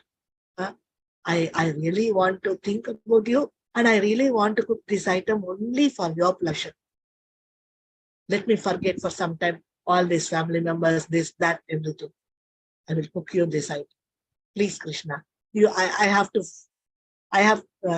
eat nicely, you become pleased and satisfied, and make me understand your satisfaction somehow. So this is all totally pure. These are all pure thoughts of the devotee. So it's only we missed because we don't know these internal feelings. So that's why we are taking these classes to develop our internal feelings for Krishna. This is Abhideya. Every day how to practice Krishna consciousness. This is what is our day-to-day practice. Deep love for Krishna begins with a sweet relationship. So here, Yashoda is having a deep relationship, love for Krishna. Here the gopis are having deep love for Krishna, and the friends are having a deep love for Krishna. We have been given a right to select our particular relationship with Krishna because Krishna recognizes our individuality. We have been given a right to select our particular relationship. So we have been given a particular relationship. We can, if we don't know how to select, our acharyas are ready-made. Take ready-made idlis. Ready-made, we can buy that packet at da, and then we can bring it and make idlis. So they are telling you are our Madhva Gaudiya Vaishnava Sampradaya is filled with Madhuri Rasa. Just take Madhuri Rasa. That's all. So pure devotees' one-pointed desire is to give pleasure to Krishna. See, once in a devotee's house, they were doing some the Pravesha. It was Bhumi Puja. At that time, the deity was brought, and we kept one small umbrella in Radharani's hand. And Radharani was, it was as if Radharani was catching that very little umbrella, which you get in Ganesh Puja, no? Like that, beautiful umbrella. And that umbrella she was catching, Radharani was catching it for Krishna. Seeing that, Maharaj started laughing like anything. So he was seeing, every now and then he was seeing the deities and he was enjoying. Immediately he cannot bear his happiness, and he was using his towel to close his mouth and laugh. It was giving him such a nice, wonderful feeling. We can see the pure devotees now how they are so nice. They are feeling that when Krishna is taken care of Radharani, and seeing that it was very sunny, and it was Bhumi Puja, and there is no much of any this thing. uh, what to say, that what we put for that closing, no? That shed or something like that. That was not there. So only Krishna was very happily standing in that under that umbrella. So Maharaj loved that sentiments. It was so nice. Yeah, Shamyana. Okay, so pure devotees' one-pointed desire is to give pleasure to Krishna. The Krishna, we know Krishna now. We are every now and then we are knowing Krishna's feelings. That Krishna's nature is that he is very possessive. Krishna is very possessive. So if we give that Krishna, possessive Krishna, I am yours. Krishna is very happy. Then, yeah, you are mine. Yes, this is what I want. This is Krishna. We should understand what is Krishna's feelings, what is Krishna's sentiments. When these thoughts of pleasing Krishna reaches 24/7, it is known as Prema Bhakti. See this Mata. She is scratching some Krishna drawing and she is crying, catching hold of the wall. So, showing Aarti and so many things, everything is for Krishna. One must deliver himself with the help of his mind and not degrade himself. So the mind is going to be, see, it can be like a ghost or it can be like a friend. The mind is a friend of the conditioned soul and his enemy as well. When the mind becomes enemy, it switches off Krishna and change into Bahirmukha, recognizing with our material status and identification.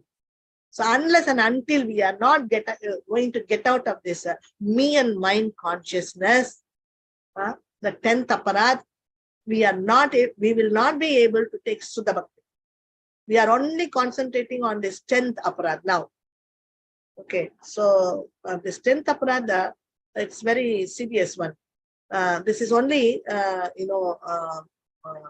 not allowing us to go on the pathway of this Suddha Bhakti. This is the one and only one. This 10th aparad, overcoming me and mind. No, this 10th aparad is a mother of all the aparadas. All the other aparadas are the children of this 10th aparad, mother. Okay, so if we stop this 10th aparad, and all aparadas will be taken care. When the mind becomes enemy, it switches off Krishna. Yeah, when the mind becomes enemy, then it switches off Krishna. It switches off Krishna. It's switching off Krishna, and it wants to very knowingly, daringly, it goes inside the Facebook, Instagram, and this, that, and enjoy.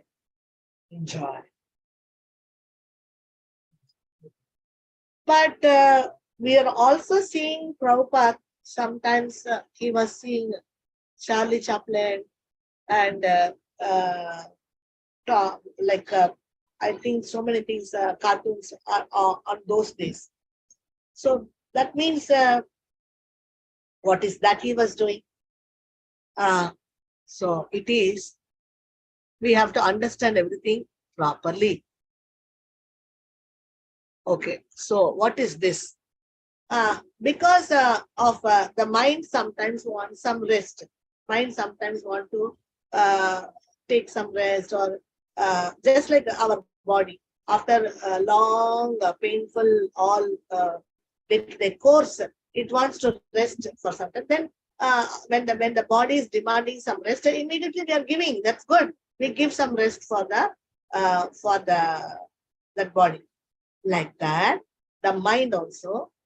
When we are engaging it whole day in Krishna service, sometimes it wants to, it wants to get freshen up. We can say it doesn't want to freak out. It wants to freshen up. So just to freshen up, it wants some little diversion. So at that moment, we can give that diversion, which will not give us a very big impact. So at that moment, we should not see any serials. where there is some relationships are shown, then again these serials, no, because they are speaking about the relations, what cinemas, all movies and all these things, they will have a great influence on our mind level. Then seeing that one picture, this mind will catch hold of it and it will tell, see, the it will tell the husband, how much the husband is taking care of all the wives in their houses, but you are not at all taking care of. This is because she has seen in the movie that the husband is very lovingly taking the wife to movie and all this. So this is not real, but they are showing like that because they want to make money. So they will show all false things. So this will give us some impact. Certainly that will work. That will negatively work in us. That is why we should be very careful. So what we are supposed to do, we should see something which are freshening us, like Tom and Jerry, or some cartoons like Charlie Chaplin, some cartoons which are not going to have big impact on us, because they are not going to show some relationships or something about relationships or some our enjoyment or something like that. It is just for some time we want to freshen up our mind. So we see for just to laugh. It's good to laugh. It's very good. It's a medicine. So just we see, so we can use this time, that 5 minutes, 10 minutes, to see some cartoons and laugh nicely outside. This is going to make a big effect. It's going to be a big medicine for our freeing our heart to be, to be free. Because if we want to be a person without contamination, then we should see something without contamination. So these things, these cartoons or some nice cartoons or some nice these cartoon people, they don't contaminate us exactly. They are just for making us to laugh. They will do something. That's all. So this is, I think you can understand what I'm trying to tell. So because other things, they may have a big effect on our mind level. So it's very dangerous, no? This mind. But at the same time, if the mind wants some rest, please give it some rest. If you like spiritual things, then fine, you give it that. But if that doesn't want any spiritual thing, no, it's all too much for me. Whole day I have done. Then you please satisfy the mind by giving some cartoons and which will not make you, or some cooking for Krishna, no, for learning some items. We can see YouTube, something like something we can use it for Krishna consciousness. Something about our medical, some new inventions, how to reduce our weight, which is going to help us tomorrow for our bhakti. So like that, we can be, Krishna is not going to mind all these small things. But when it comes to movies or serials, it's going to have a serious effect on our heart. Okay. Our real identification is different. We are the servant of the Lord. But here we saw that we are seeing that King Raghuguna is just he's hitting our Jadabaran with his leg.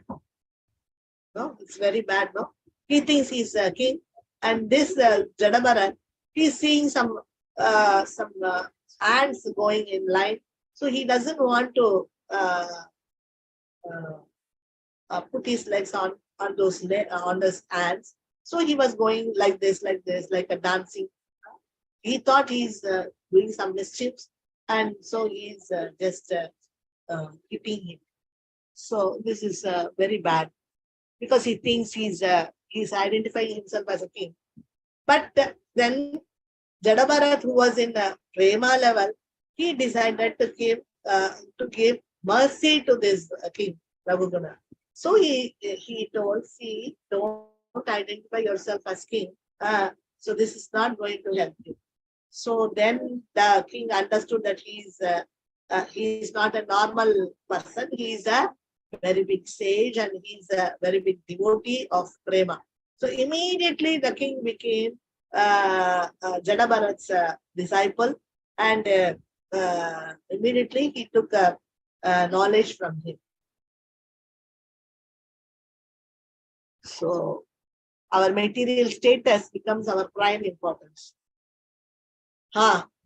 So now we want to enjoy, we want to do something. We think I am the owner of this house, I am the mother of this house, I am the householder of this house, I am the owner, householder owner, I am the master of this house, or I am the housewife of this house, I am the masterini, I am the leader of this house. Like this, we have our identification as a housewife also. Outside we have, I am from IIT Kharagpur. So you see who I am. I am in this status. Yeah, I have done my studies in the US and I have come here. So like this, we have our status. We take it inside very, very nicely, very priority we are giving, and we are thinking on the basis of that status. We think that status is us. That status is our personality. This is what we are thinking. So that is why this problem comes. So we think that we are that whatever status which was given for our career, that status is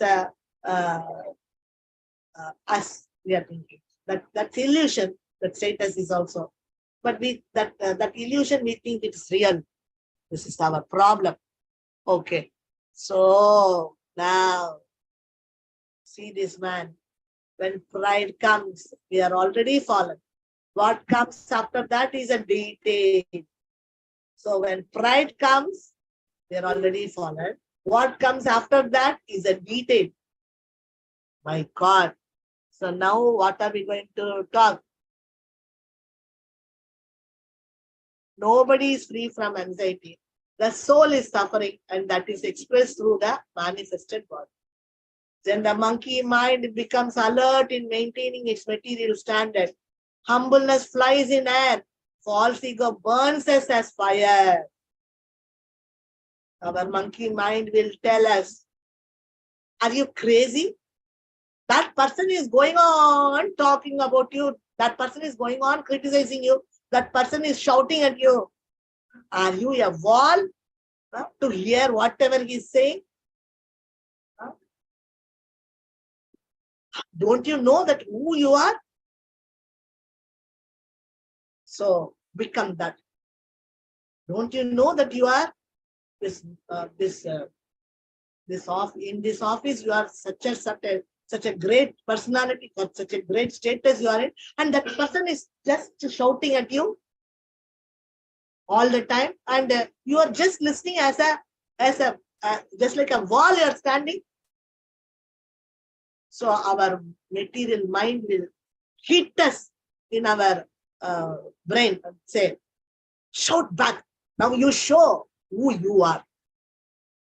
The way you are shouting, they should understand who you are. Next time he should not do that thing. This is what is our material mind forcing us to do. Then now you read this lines. Then the monkey mind becomes alert in maintaining its material standard. So the monkey mind now is always alerting us. See, maintain your material standard. Then our humbleness, that's all. It will fly in air, flies in air. Whatever little humbleness what we are having, that and all will fly in air. false ego will burn us as fire. No? How can he talk about me like this? I cannot bear it. You know what he told about me? This is what we are going through, keeping our me and mind. So, with a lot of efforts, we made this picture. Can you see this picture? This took a lot of time for us to make this picture. And just see, it's a very good picture. I like this picture very much. Even though I spent so much time with this, I really, it was very helpful for me. It was working. See, given a chance, our mind can become a monkey master. See, monkey master. See that monkey sitting on a tin, a small tin, and it is having a cooling glass, and it is having one cigarette in his hand, in that monkey, and it is smoking, and it is having that man tied to his rope, to the rope, and how that monkey mind is now having a big stick and making this person dance, you see. But it should be the other way. See, this man who was making this monkey with his stick, he was making this monkey little before he was making this monkey to dance in his hands. But the moment the material mind becomes alert, and it says, maintain your status. That is all. The material mind becomes, that material mind becomes a master, monkey master of us. And this will one day is going to happen to us. Afterwards, we will be crying, I don't know why I shouted like this. That's all. This is what happened inside. Because the material mind became a monkey master. That's all. It's a simple monkey. This material mind is a simple monkey which we should control and make it dance. But you see, when we are giving the rope tied to our neck, to its hands, this monkey master's hands, what is it doing? You see, what is happening to us? I don't know why I shouted. You don't know? Because of your monkey master. Because of your material mind who became monkey master and who controlled you. That is why you became like this. Like this, we have to tell our mind. So see this. This is our situation. Why should we become like this? We have to be like this. We have to have material mind in our control. Otherwise, we are going to become the loser. So, we can get rid of the impurities of the heart by turning our consciousness towards Lord Krishna. So directly we cannot tackle this mind, because his mind is very difficult to tackle. This is what Arjuna is telling to Krishna. The same words he's telling. But for him also, Krishna told only one thing. Okay, Arjuna, it is difficult. I know it, but do it, practice it every day. It will become a habit. I know it is difficult, but practice. So Krishna answered Arjuna like this. So for us also, Bhagavad Gita says the same instruction. Yes, it is difficult to control the mind. Okay, you don't need to tell the mind, no, you should not touch the mobile. No, give it that mind to rest. Give it some time to rest. To little bit, allow that mind to fly. Okay, but controlling it as a master. You should be very careful in controlling the mind, but give it something. Okay, it wants some rest, let it. It wants to little freak.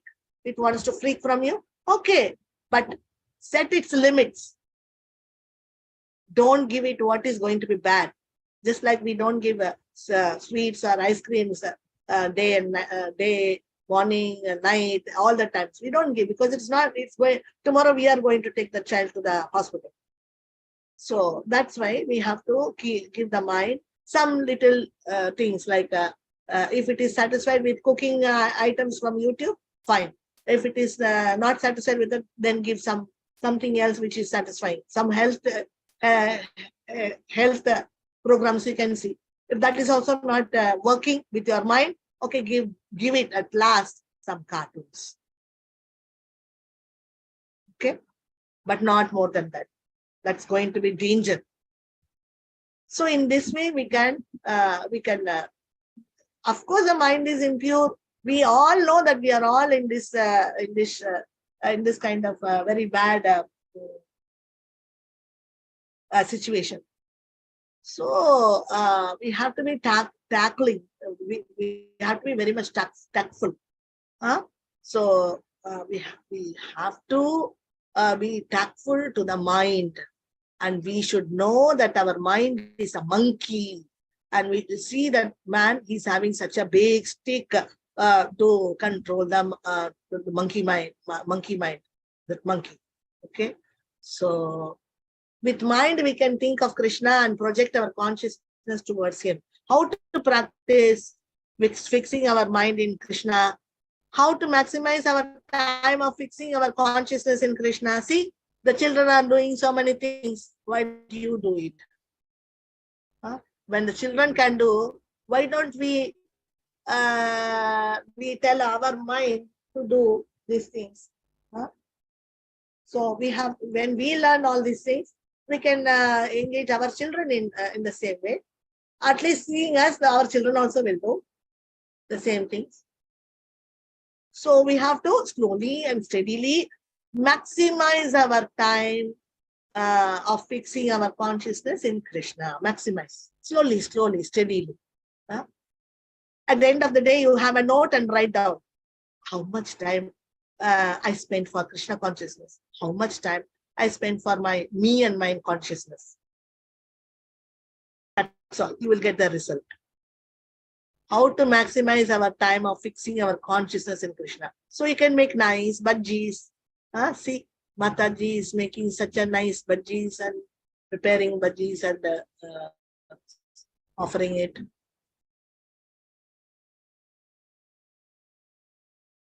So these are all very simple ways. Srila Prabhupada has set right our daily routine sadhana, which will help our consciousness fixing Krishna.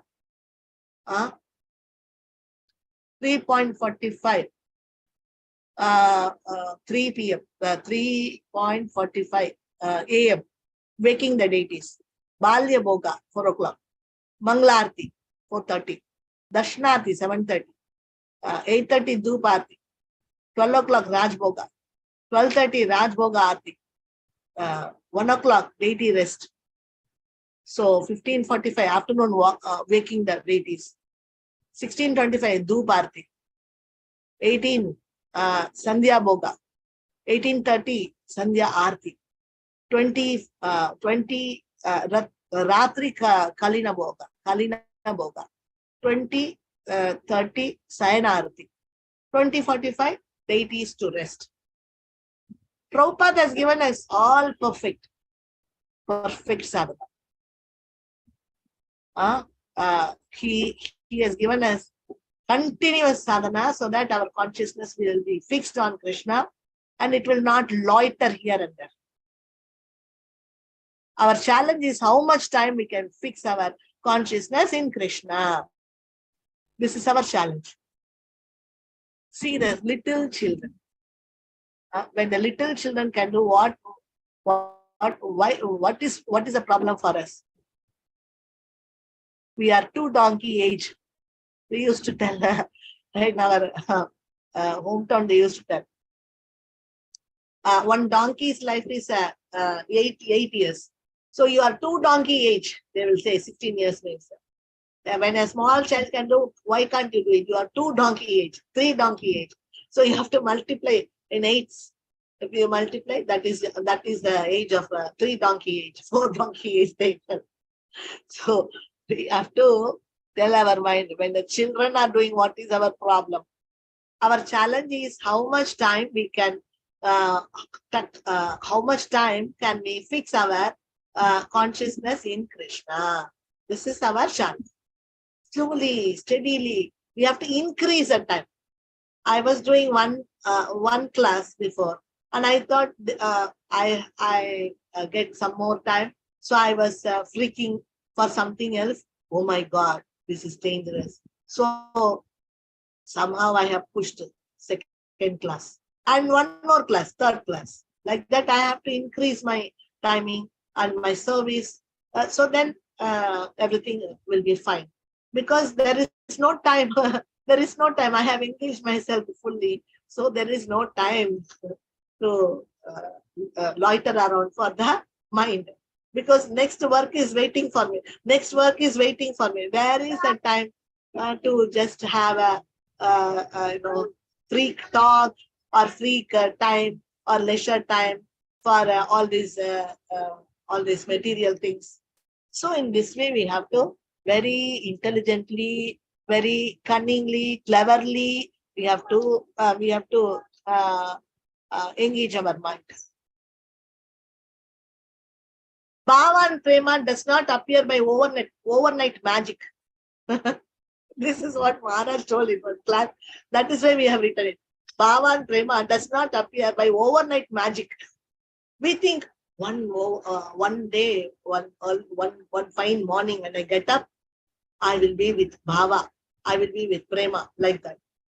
No, it is not like that. Okay, so bhava and prema does not appear by overnight magic. Okay, so we have to pass through these stages: bhajana kriya, anartha nivritti, nishtha, ruti, bhava, prema. All these are our stages. So we have to go through that. This is the process. This is a practice. Without sadhana bhakti, how can we get bhava and prema? We want to say that I am very special, So Krishna will treat me only very special. So these are all what to say, all our speculations.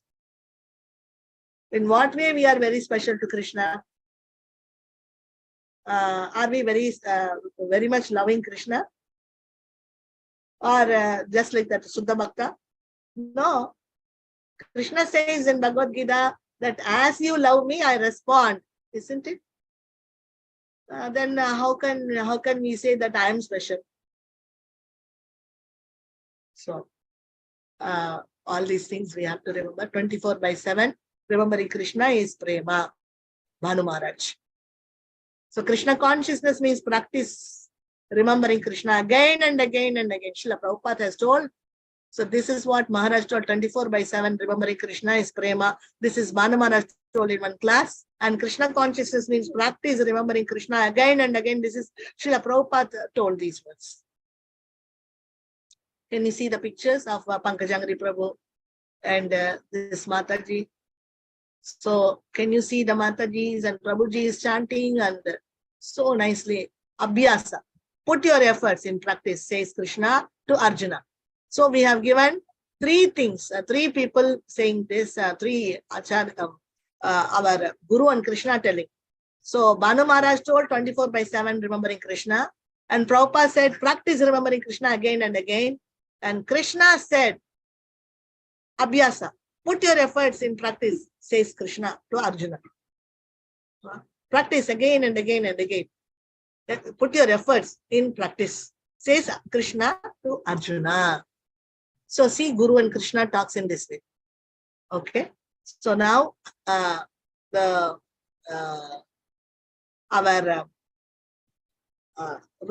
Rupa Goswami has been taught by Chaitanya Mahaprabhu this nectar of devotion, Bhakti Rasamrita Sindhu. This Bhakti Rasamrita Sindhu key verse is this Anya Abhilashita Sunya, Dhyana Karma Adi Anavritam, Anukulena Krishnanasiranam Bhakti Ruttama. This is the key verse of Nectar of Devotion. So Krishna Anusilanam. Anusilanam means, Maharaj told, continuously practice Suddha Bhakti. Continuously. Practicing Suddha Bhakti, not that Misra Bhakti. Continuously practice that.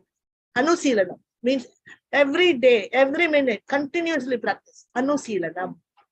This was told by Srila Rupa Goswami. So now,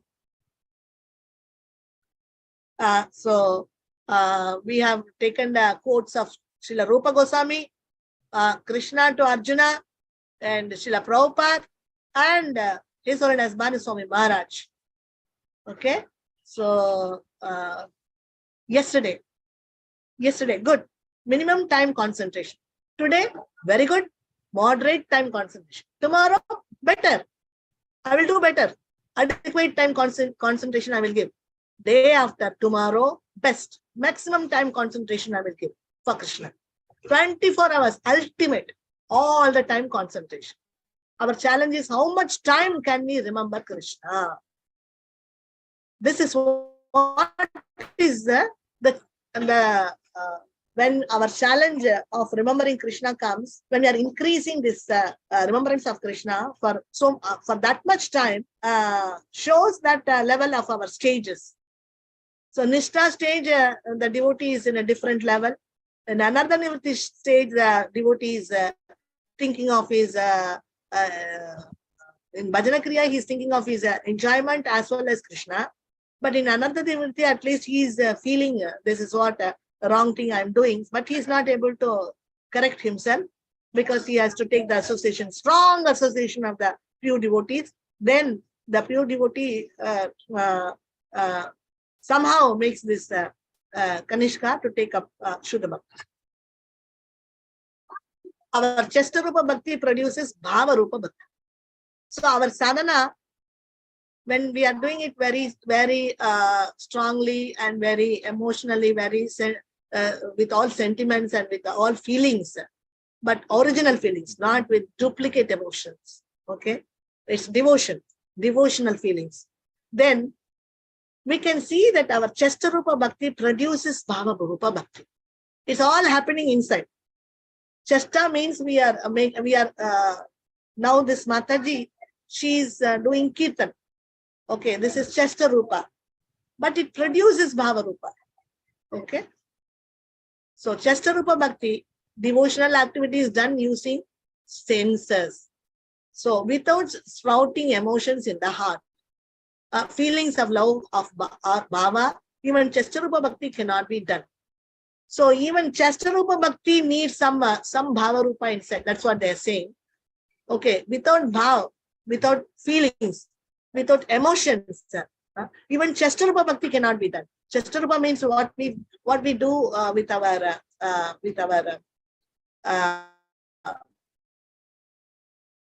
senses.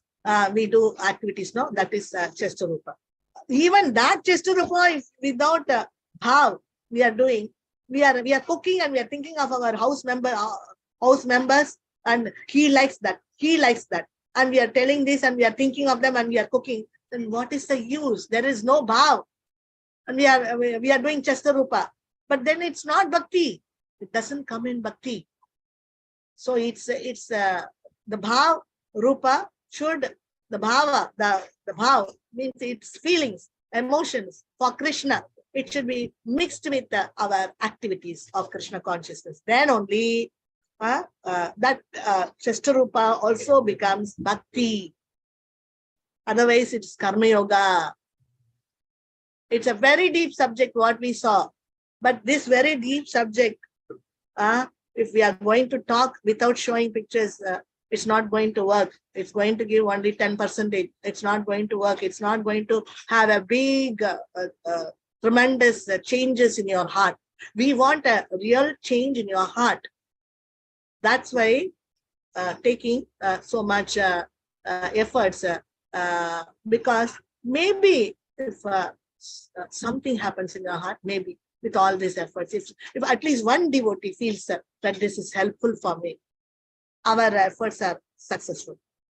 So, Bhava Rupa Bhakti, feelings or emotions or bhava for Krishna is more than the devotional activities done through the body. So, this is Bhava Rupa Bhakti. So, while hearing is Shravana, then Kirtana, then Smarana, in these items, we don't have much of activities outside, but we feel inside. Bhav is more.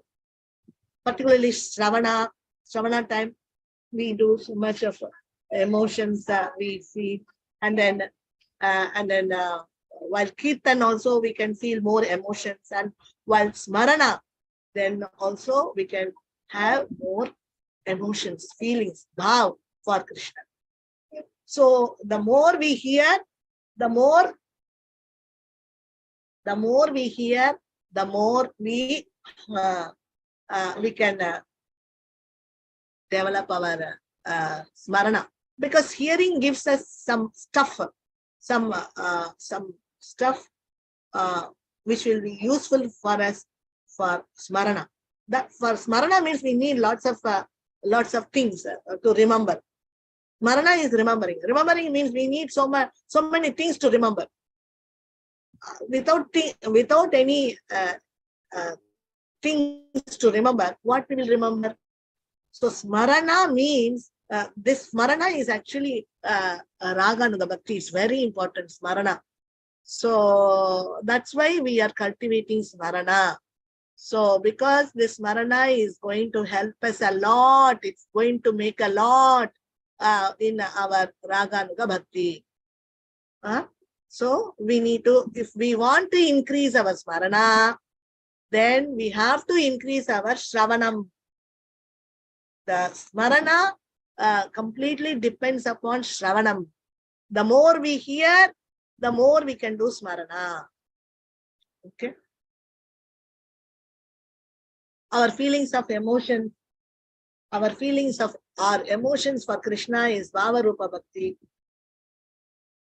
Bhava Rupa Bhakti. Our feelings or emotions for Krishna is Bhava Rupa Bhakti. Bhava Rupa Bhakti is what? Feelings of Bhava is more than the devotional activities done through the bodily actions. So even if we do Vaidhi Bhakti, even if we do Shuddha Bhakti, Sadhana Bhakti, Vaidhi Bhakti, then also there should be feelings and emotions mixed with that. If we are not having any feelings and we are doing that devotional activity, then it is no more called Bhakti. It is no more called as Shuddha Bhakti. It is called as Misra or Karma Yoga. That's all. In the spiritual world, Chastarupa Bhakti is called Anubhava. This Chastarupa Bhakti, whatever we are doing by using our senses, using our body, these activities in the spiritual world, it is called Anubhava. Here it is called Chastarupa. Okay. So these are the basic things we should learn. Here Chastarupa Bhakti is known as Sadhana Bhakti. So in material world, we call this Chastarupa as Sadhana Bhakti. Okay. This is what is called Shuddha Bhakti. For Shuddha Bhakti itself, Sadhana Bhakti, we are only learning how to do Sadhana Bhakti of Shuddha Bhakti. That is all we are learning. We are not today, we are trying to force you to take up Bhava or Prema. We are just requesting you to do Sadhana Bhakti, to take up Sadhana Bhakti, to take up Shuddha Bhakti, to start Shuddha Bhakti. That's all. For which we need all these internal changes to happen. Bhava Rupa Bhakti is emotions or feelings for Krishna which happens in our heart while we are doing our bhakti activities. While we are doing our bhakti activities, our heart melts. No?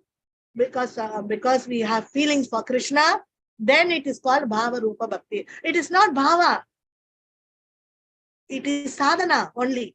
In sadhana only, we need to have Chastarupa, the activities what we are doing in the, with our bodily act, using our body, and senses.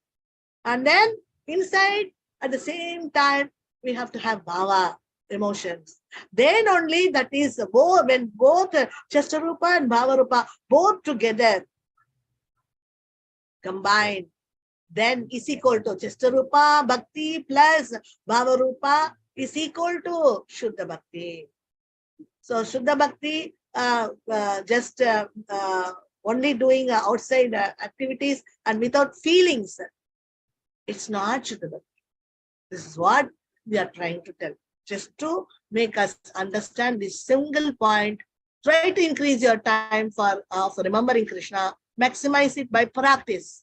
Oh Krishna, where are you? This small child is shouting, oh Krishna, where are you? We are. Now you calculate how many age of donkey we have. I am 60 years, 10 donkey age. 10 donkey age I have. Okay.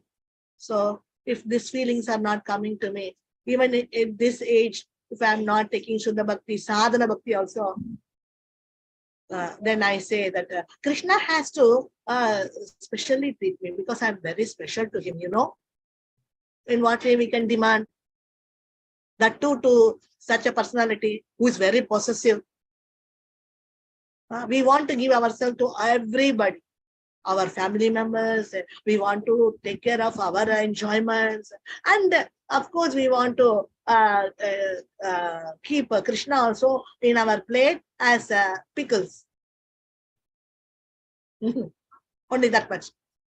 So this is a challenge. Challenge given to us is to increase our emotions or feelings or absorption for our Krishna. So let me see how much we have. We have. Okay, so here we stop.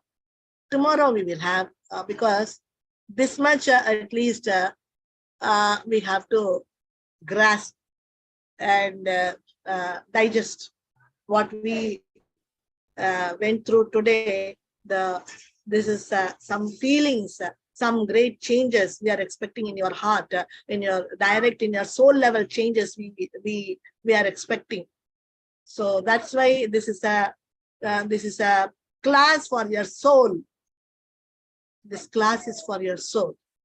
So please take this class to all your relatives, whoever is dear to you. Please send this class as the best gift what you can give to your dear ones on this New Year day. Okay. Thank you so much to you. Hare Krishna. Thank you so much for giving me such a wonderful chance to speak about these wonderful topics. Hare Krishna. Vancha kalpadarupesha kripa sindhupeva cha patitanam pavanebhyo vaishnavebhyo namo namaha. Hare Krishna.